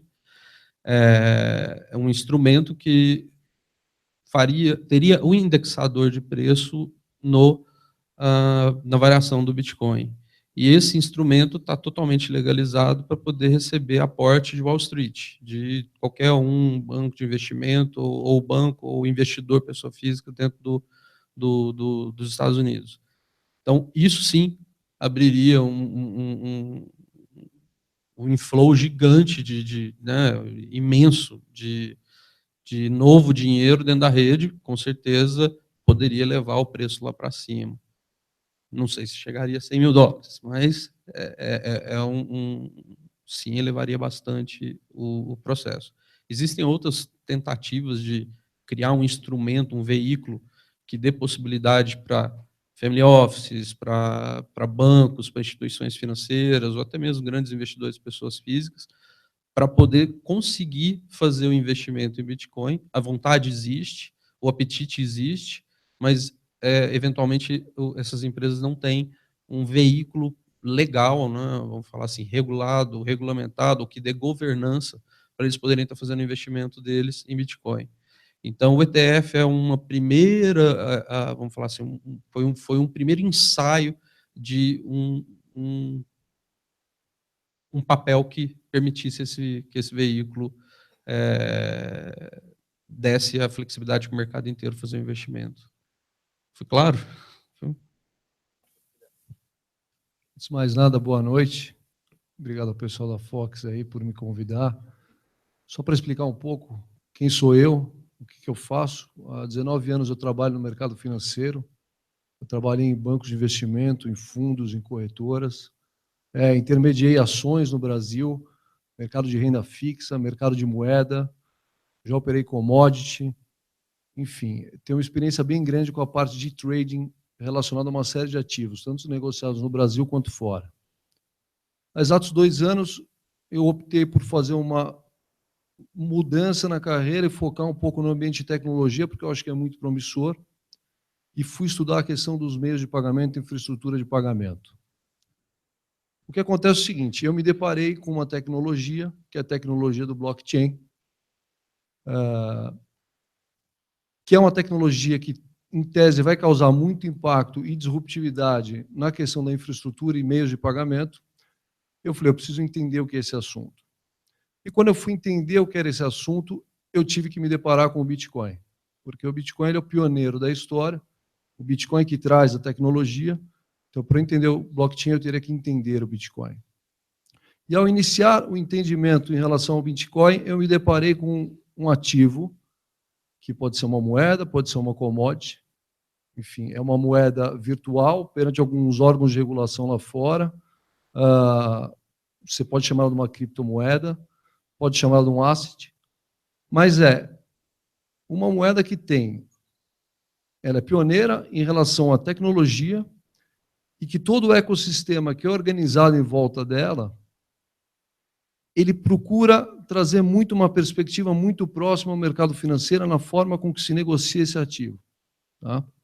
Que é o caso do papel da Foxbit, é o caso do papel das exchanges. Tá? Então, esse meu contato com o Bitcoin é muito recente, ele tem 1 ano. Quando eu conheci o Bitcoin, ele custava $650. Eu vi um movimento muito rápido de preço. A moeda saiu de 650 para $850 enquanto eu tentava entender o que era. E aí tive a oportunidade de conhecer o trabalho que eles estavam fazendo aqui no Brasil. É importante frisar que eles são hoje a maior bolsa na América Latina para negociação de Bitcoin. E eu percebi que eu tinha que participar desse mercado, porque eu vejo o Bitcoin, qualquer outra criptomoeda, eu acho que isso é muito importante. Eu vejo ele não só como um ativo financeiro ou como uma potencial infraestrutura ou meio de pagamento. Ele é um ativo que ele traz um movimento disruptivo baseado numa tecnologia que nós estamos vivendo agora, que é a tecnologia do blockchain. É uma tecnologia incipiente, que ainda vai ser testada, não se sabe ao certo em quais lugares ela vai ser adotada, mas o que eu entendo é o seguinte, quando você compra um Bitcoin, quando você compra qualquer criptomoeda, fora a valorização e a aposta no ativo em si, como meio de pagamento, você também está apostando na tecnologia. Então, eu entendo as criptomoedas hoje como uma grande oportunidade que a nossa geração aqui tem de não só ver uma revolução tecnológica, mas poder, de certa maneira, até ganhar dinheiro com essa revolução tecnológica, pura simplesmente indo lá e comprando um Bitcoin, né? Eu não estou dizendo aqui que o Bitcoin vai para 100 mil, 200 mil, 500 mil. Eu Eu estaria sendo leviano se eu estivesse afirmando qualquer coisa a respeito disso, mas uma certeza que eu tenho é o seguinte: é muito palpável hoje que a tecnologia de blockchain seja aceita. Existem alguns estudos lá fora que dizem que 30% dos custos de bancos de investimento podem cair relacionados aos processos internos, 30% de redução com a adoção do blockchain. Hoje em dia você tem consórcios lá fora relacionados ao blockchain que trazem 30, 40, 50 bancos de investimento, instituições financeiras focadas nisso, né? Então, mais uma vez, eu vejo na criptomoeda não só um ativo que tem grande potencial para ser disruptivo como meio e forma de pagamento, mas também como um ativo que reflete todo um comportamento de uma tecnologia que está incipiente que muito provavelmente vai ser adotada. Então, é por isso que eu tenho olhado muito para o Bitcoin, não só para o Bitcoin, tenho olhado para outras criptomoedas. Tem me surpreendido muito a velocidade desse mercado, o quão organizado ele está. Ele vem passando por uma regulação de uma certa forma. O Japão regulou agora, entendeu o Bitcoin como meio de pagamento. A China vem fazendo uma regulação bem branda para tentar organizar um mercado lá que estava totalmente descontrolado. Eu diria para vocês que 80% a 90% do mercado de Bitcoin até o fim do ano passado estava na China. Não está mais porque o chinês meteu a mão. Só que o chinês é muito esperto. O chinês ele não proíbe, ele estimula, né? O Google não pode ter o Google na China, não pode ter o Facebook na China. Não é questão de não poder ter. Ele não quer que tenha o Google, ele não quer que tenha o WhatsApp, mas ele tem o WeChat, que é muito maior do que o WhatsApp. Então, eu tenho certeza que o chinês ele sabe que ele tem hoje um ecossistema na mão dele, ele não vai barrar esse ecossistema, ele está simplesmente organizando isso. Você pega o caso da Rússia, que já sinalizou, talvez em 2018, eles façam algum movimento pró-regulação do Bitcoin. Então, eu acho que a gente vai começar a observar alguns movimentos grandes aí de regulação dessas criptomoedas, porque é inevitável. Hoje em dia tem painéis aí de grandes institutos, o FMI tem um painel hoje que discute as moedas virtuais. Hoje em dia a Febraban se preocupa com isso. Então, você tem grandes órgãos mundiais, empresas grandes, importantes, de grande relevância no mundo, que olham hoje para isso. Eu acho que tudo é uma questão de timing e de regulação. Mais uma vez, o ETF, que não foi aprovado, por que não foi aprovado? E não foi aprovado com muito sentido. O ETF ele é um fundo, o qual a cota dele é replicada e pode ser negociada em bolsa. O que acontece é o seguinte: a SEC, que é a CVM nos Estados Unidos, ela foi muito clara em dizer: não tem monitoramento compartilhado, ou seja, eu não tenho como monitorar quanto negocia, o que negocia, quem negocia de Bitcoin no mundo. Eu não sei o que é isso. E é um ativo não regulado. Então, é por isso que a SEC falou: não tenho como fazer isso agora. Mais uma vez, eu acho que a hora que a gente começar a ter um pouco de adoção, de regulação, isso começa a se tornar mais viável. Eu acho que a gente vai ter uma chance muito maior de ganhar uma escala em questão de liquidez no Bitcoin, que hoje em dia já é grande, a hora que começar a entrar investidor institucional e não só os players hoje, que são os players entusiastas, que é todo mundo que somos nós que estamos olhando para o Bitcoin. Eu acho que em algum momento o Bitcoin vai ter essa oportunidade, não só ele, como outras criptomoedas. Excelente. Bom, abrindo para perguntas aqui, tá? Eu vou começar fazendo a primeira. O legal é que a gente tem 3 traders aqui com bastante experiência de mercado, com perfis completamente diferentes. O Fausto, ele é um grafista, ele toma decisão baseada no gráfico. O Mendes é um trader, comandava um clube lá de volume, de Bitcoin, há bastante tempo. E o Guilherme, ele comandava uma operação de tesouraria de banco de investimento, uma operação bem padrão. E aí, perguntando especificamente para vocês dois, já que o Fausto deixou claro as motivações dele, o que é que vocês acreditam que são os principais drivers para valorização de Bitcoin, tá? E quais são os principais riscos para não valorização? Bom, hoje, e sempre foi, né, desde o início, a valorização que vem seguindo, isso é fruto da adoção, certo? Da evangelização, dos novos entrantes e do novo dinheiro que vem entrando dentro do mercado. As exchanges vêm fazendo um papel fabuloso nisso. Cada vez mais elas puxam mais dinheiro, praticamente como se fosse um fundo de investimento, colocando dinheiro ali dentro para poder ganhar sua taxa de comissão e performance. Mas o que faz essa adoção, ela tomar uma capacidade um pouco mais agressiva e atingir os investidores institucionais, é justamente o Bitcoin conseguir ficar amarrado a algum veículo que dê governança e legitimidade ao processo. No meu ponto de vista, tá, e pelo que nós conversamos aí durante todo esse processo do ETF, já era uma carta marcada que não iria passar. Muito puro e simples no contexto de que 80% do mining está na China. Então, como é que os Estados Unidos podia dar um ok para todo o mercado doméstico americano injetar dinheiro no negócio que está sendo controlado atrás do firewall chinês? Não tem governança para um negócio desse, né? Não sei se foi incompetência dos Winklevoss ou se foi porque quis mesmo empurrar um rally. Não sei se vocês acompanham, quem acompanha Bitcoin sabe que ele é movimentado por rallies, né? Então você tem rally da Grécia, rally de não sei o quê. Então sempre tem uma desculpa para iniciar um bull market, né? E aí segue sim a tendência dos gráficos e daí por diante. Eu utilizo muito gráfico nas minhas operações e chega uma hora que o bull market termina e entra o bearish market. E aí ele desce os 3 pontos, sempre em 3 pontos, seja no day trade, seja num time frame maior. Mas é puro e basicamente simples como criar um veículo para os investidores institucionais. A partir do momento que criar um veículo para os investidores institucionais, ele vai embora. A valorização é maior. E isso se parar com a brincadeira e a briga dos devs, né? Parou a brincadeira e a briga dos devs também, deu uma organizadinha, vai embora. Sem um veículo de investimento específico para player institucional, você acha que tem algum outro driver que pode fazer o Bitcoin subir de preço? Olha, é uma briga que você vive diariamente, tudo uma questão de oferta e demanda, né? Se amanhã todo mundo precisa comprar Bitcoin, como foi o caso agora na Índia, que foi até assustador isso, né? Ninguém esperava esse bull market da Índia, e foi um market, lá bateu $1.000, enquanto no mundo inteiro estava 800, 750 dólares. Mas dentro do mercado doméstico bateu $1.000, porque eles precisavam da moeda naquele dia, né? do Bitcoin naquele dia. Então, a partir do momento que os meios de pagamento começam a ganhar mais tração, começam a trabalhar num mercado, a briga em todo o mercado comprador, né, de mercadorias, de goods,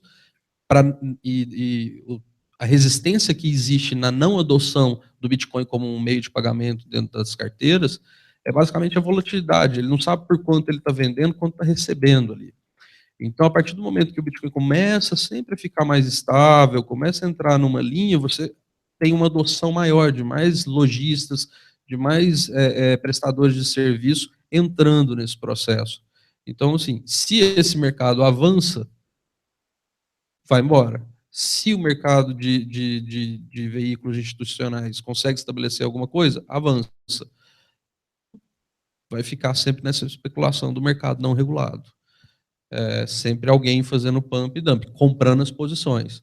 Eu não sei se vocês sabem como funciona, mas é muito simples. Por exemplo, a cada $10 de subida, eu invisto $1.200.000 no spot.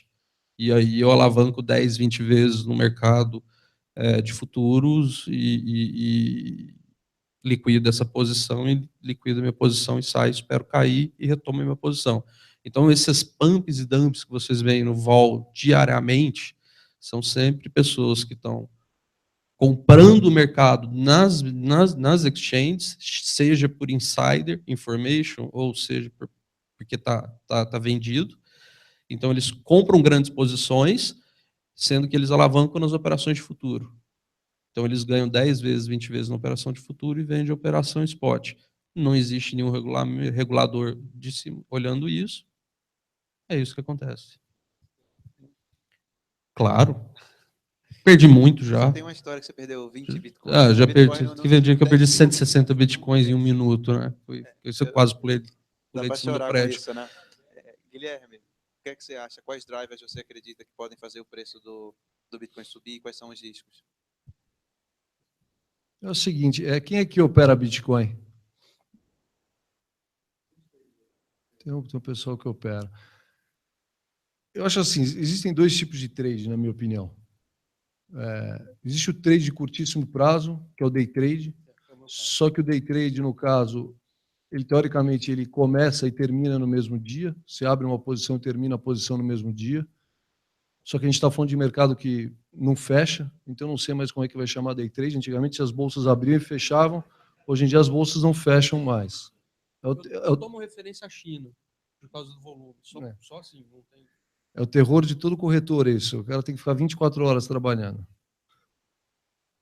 Mas eu vou ser muito franco, curto prazo e especulação.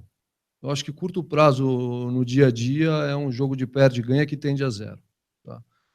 O cara que entra para comprar e vender e comprar todos os dias qualquer ativo que seja no mundo, ou ele tem alguma vantagem competitiva, seja tecnológica, seja com informação, seja com fluxo, ou é um jogo de perde e ganha e a soma zero. Obviamente que você tem estratégias que você pode incorporar no day trade, que são as estratégias de comprar numa exchange, vender em outra exchange, comprar num país, vender em outro país, comprar um ativo e vender outro ativo. Então, você pode comprar um ativo como o Bitcoin e vender um ativo como o Ethereum, por exemplo, né, e tentar realizar essa operação no dia. Então, o que eu percebo é o seguinte, hoje em dia existe, no Bitcoin, basicamente, duas coisas movem ele, oferta e demanda, e um movimento especulativo de curto e de longo prazo.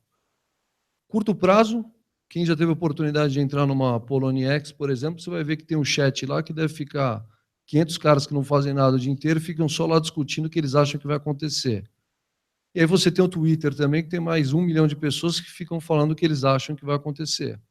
E aí você tem o noticiário do dia a dia e alguns veículos tradicionais aí que estão se tornando para a moeda, para a criptomoeda, o CoinDesk ou o Cointelegraph, que você fica ali vendo as notícias. Então eu percebo que esses movimentos de curto prazo são muito pautados nisso. Os movimentos de longo prazo, eu percebo que eles se pautam mais na questão da tecnologia em si, então nessa discussão toda de mudança do protocolo ou não, para conseguir escalar ou não, na questão dos players, como estão olhando, tem um caso recente, por exemplo, na Ethereum agora, que eles têm um consórcio que eles montaram, onde a Microsoft sinalizou que vai participar desse consórcio. O Ethereum valia, eu acho que $11, está custando 40, foi para $50 em coisa de 2 meses. O market cap dele saiu de $1 milhão para $4 milhões em 2, 3 meses, com uma sinalização de que um player, 4 bi, perdão, com a sinalização que um player relevante institucional estaria se posicionando para isso. Então, eu acho que assim, os drives de curto prazo, essa especulação do dia a dia, é onde você tem que ser rápido no gatilho e vai ter que competir com o robozinho. E a longo prazo, eu acho que é o entendimento todo em relação à regulação, é o entendimento todo em relação ao que vai acontecer com a criptomoeda, o que vai acontecer com os protocolos relacionados à blockchain, e perceber o quanto isso vai ser adotado ao redor do mundo. Bom, tem um monte de pergunta aqui na internet, tá? Por outro lado, o Guto está me insistindo aqui para acabar o painel, porque ele está querendo tomar cerveja ali no happy hour. Tem alguma pergunta aqui da mesa? Alguém tem alguma pergunta? Alguém pode levar o microfone, por favor? Pode, por favor, então. Fala aí. É só para o pessoal da internet acompanhar. Guto, quantas pessoas online estão acompanhando a gente? Obrigada. Mais de 230 pessoas acompanhando. Você falou da China e no ano de 2016 eles movimentaram mais ou menos de 90% a 95% do mercado. Só que em 2017 a gente vê uma caída realmente brusca na movimentação lá na China. Quais são os mercados que estão surgindo aí como, sei lá, players para ocupar esse market share da China? A gente sabe que grandes países já transacionam, Canadá, Grã-Bretanha, Estônia, Finlândia. Quais são os maiores players para a gente pensar no ano de 2017? Bom, eu vou falar sobre o mercado da China. O mercado da China, nós já sabíamos que isso ia acontecer quando o governo chinês interviu, porque era muito na cara que existia manipulação dos números. Não tinha como acontecer todo aquele número como acontecia. Nós sabíamos que aquilo a gente chama de wash, né? Wash numbers. E então, assim, quando teve o sossega-leão do governo chinês lá em cima, eles foram obrigados a trabalhar em cima só do que realmente acontecia ali dentro. Isso foi caindo aos poucos e foi mostrando a realidade do que é o mercado chinês. Mas, independente disso, as exchanges chinesas são disparadas em termos de volume e trabalho muito maior. Ainda não tem um player. A Poloniex vem seguindo firme, tá? Inclusive pela implementação das altcoins lá dentro, e a coisa vem tomando um rumo diferente. Então é muito fácil você ficar tratando os pairs dentro dela, né? Que seria um Bitcoin com uma altcoin, com Ethereum e daí por diante. Então vem atraindo muita coisa dentro da Poloniex. Eu não vejo uma coisa interessante que houve com essa diminuição do volume na China foi uma migração muito forte para o Japão. Então, as exchanges japonesas, durante muito tempo, após a diminuição do volume na China, ficaram com o líder de ranking de trading. E aí o Japão é extremamente interessante, porque, não sei quem lembra aqui, mas a Mt. Gox, aquela primeira exchange de sucesso global, que ela foi hackeada lá em 2013 e deu um sumiço de mais de 500 milhões de dólares de recursos de terceiros, ela era uma exchange baseada no Japão. E, por causa disso, a regulação e o entendimento em cima de Bitcoin, inclusive do ponto de vista de risco regulatório, avançou significativamente.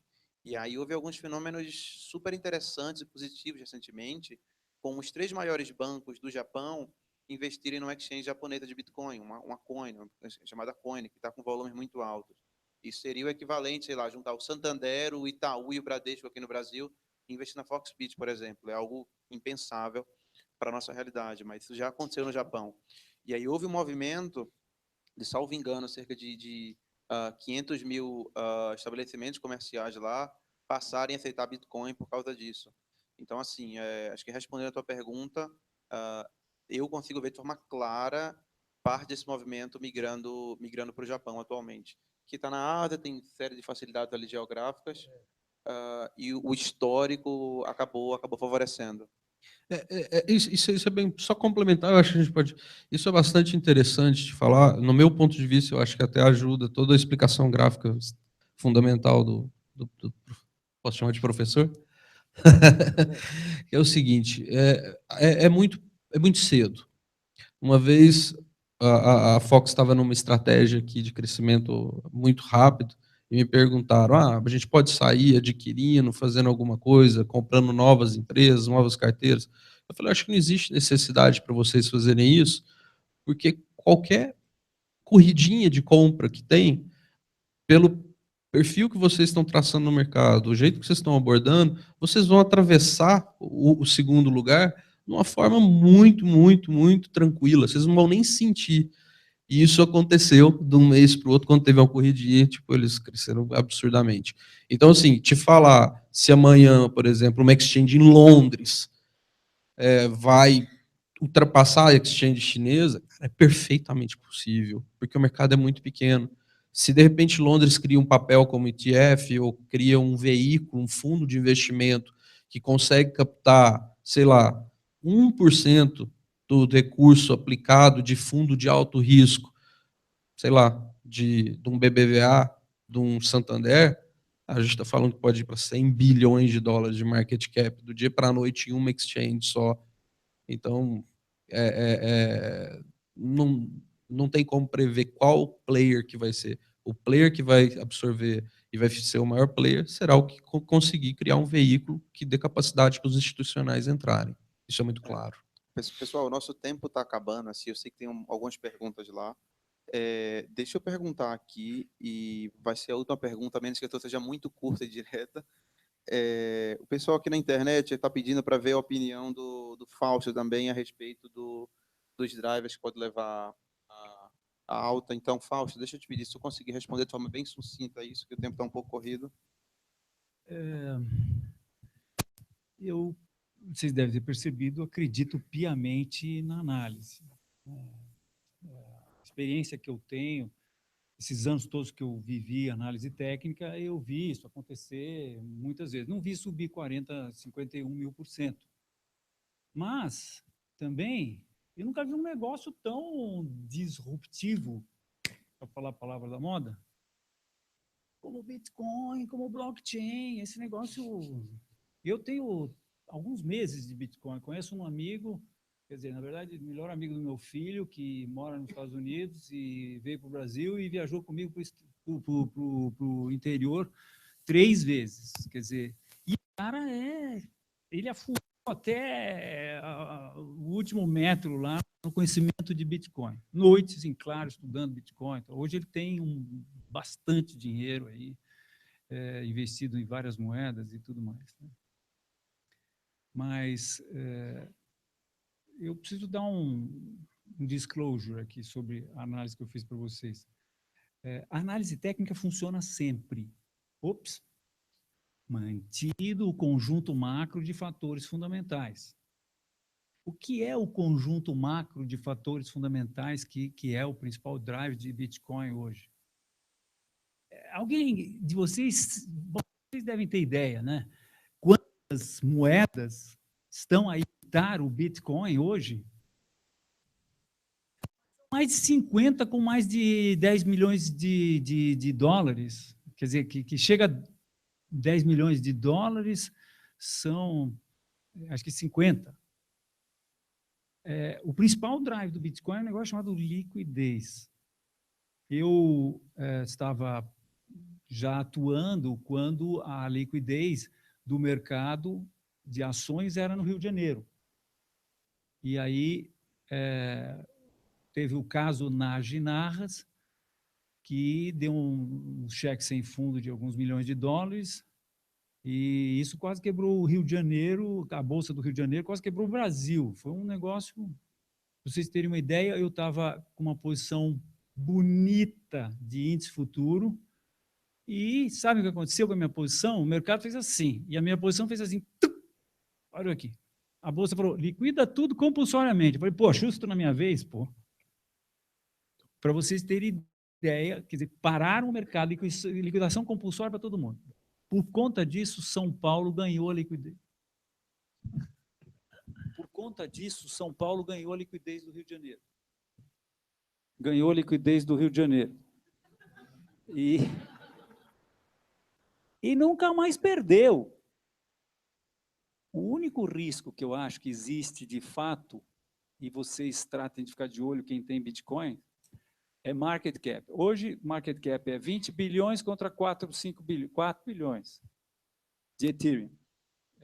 Tem outras que estão subindo, mas enquanto a liquidez for de Bitcoin, o mercado de criptomoedas é de Bitcoin. Esse negócio disruptivo, maravilhoso, espetacular é de Bitcoin. E para quer dizer, tem um efeito exponencial, né? Para alguém tirar a liquidez de Bitcoin, alguém tem que trazer alguma coisa exponencialmente melhor. Difícil. Isso aí que eu queria. Bom, acho que tem perguntas ali ainda, mas a gente vai ter que tomar lá no happy hour, tá? O nosso tempo realmente estourou aqui. A gente vai estar servindo um happy hour aqui ao lado, então os panelistas vão ficar mais um tempo. Queria agradecer especialmente ao Aira por ter cedido o espaço. Carol fez um mega esforço, tá? Tempest e ajudando a patrocinar, ajudando o evento a acontecer aqui também, e a todo o time da Foxbit que trabalhou. Nosso próximo evento vai ser no dia 9 do mês que vem, vai ser na KPMG, o tema tokenização e ICOs em blockchain. Por favor, quem estiver interessado em acompanhar e ver os próximos eventos, se inscreva na comunidade do Meetup Bitcoin São Paulo. Muito obrigado a todos.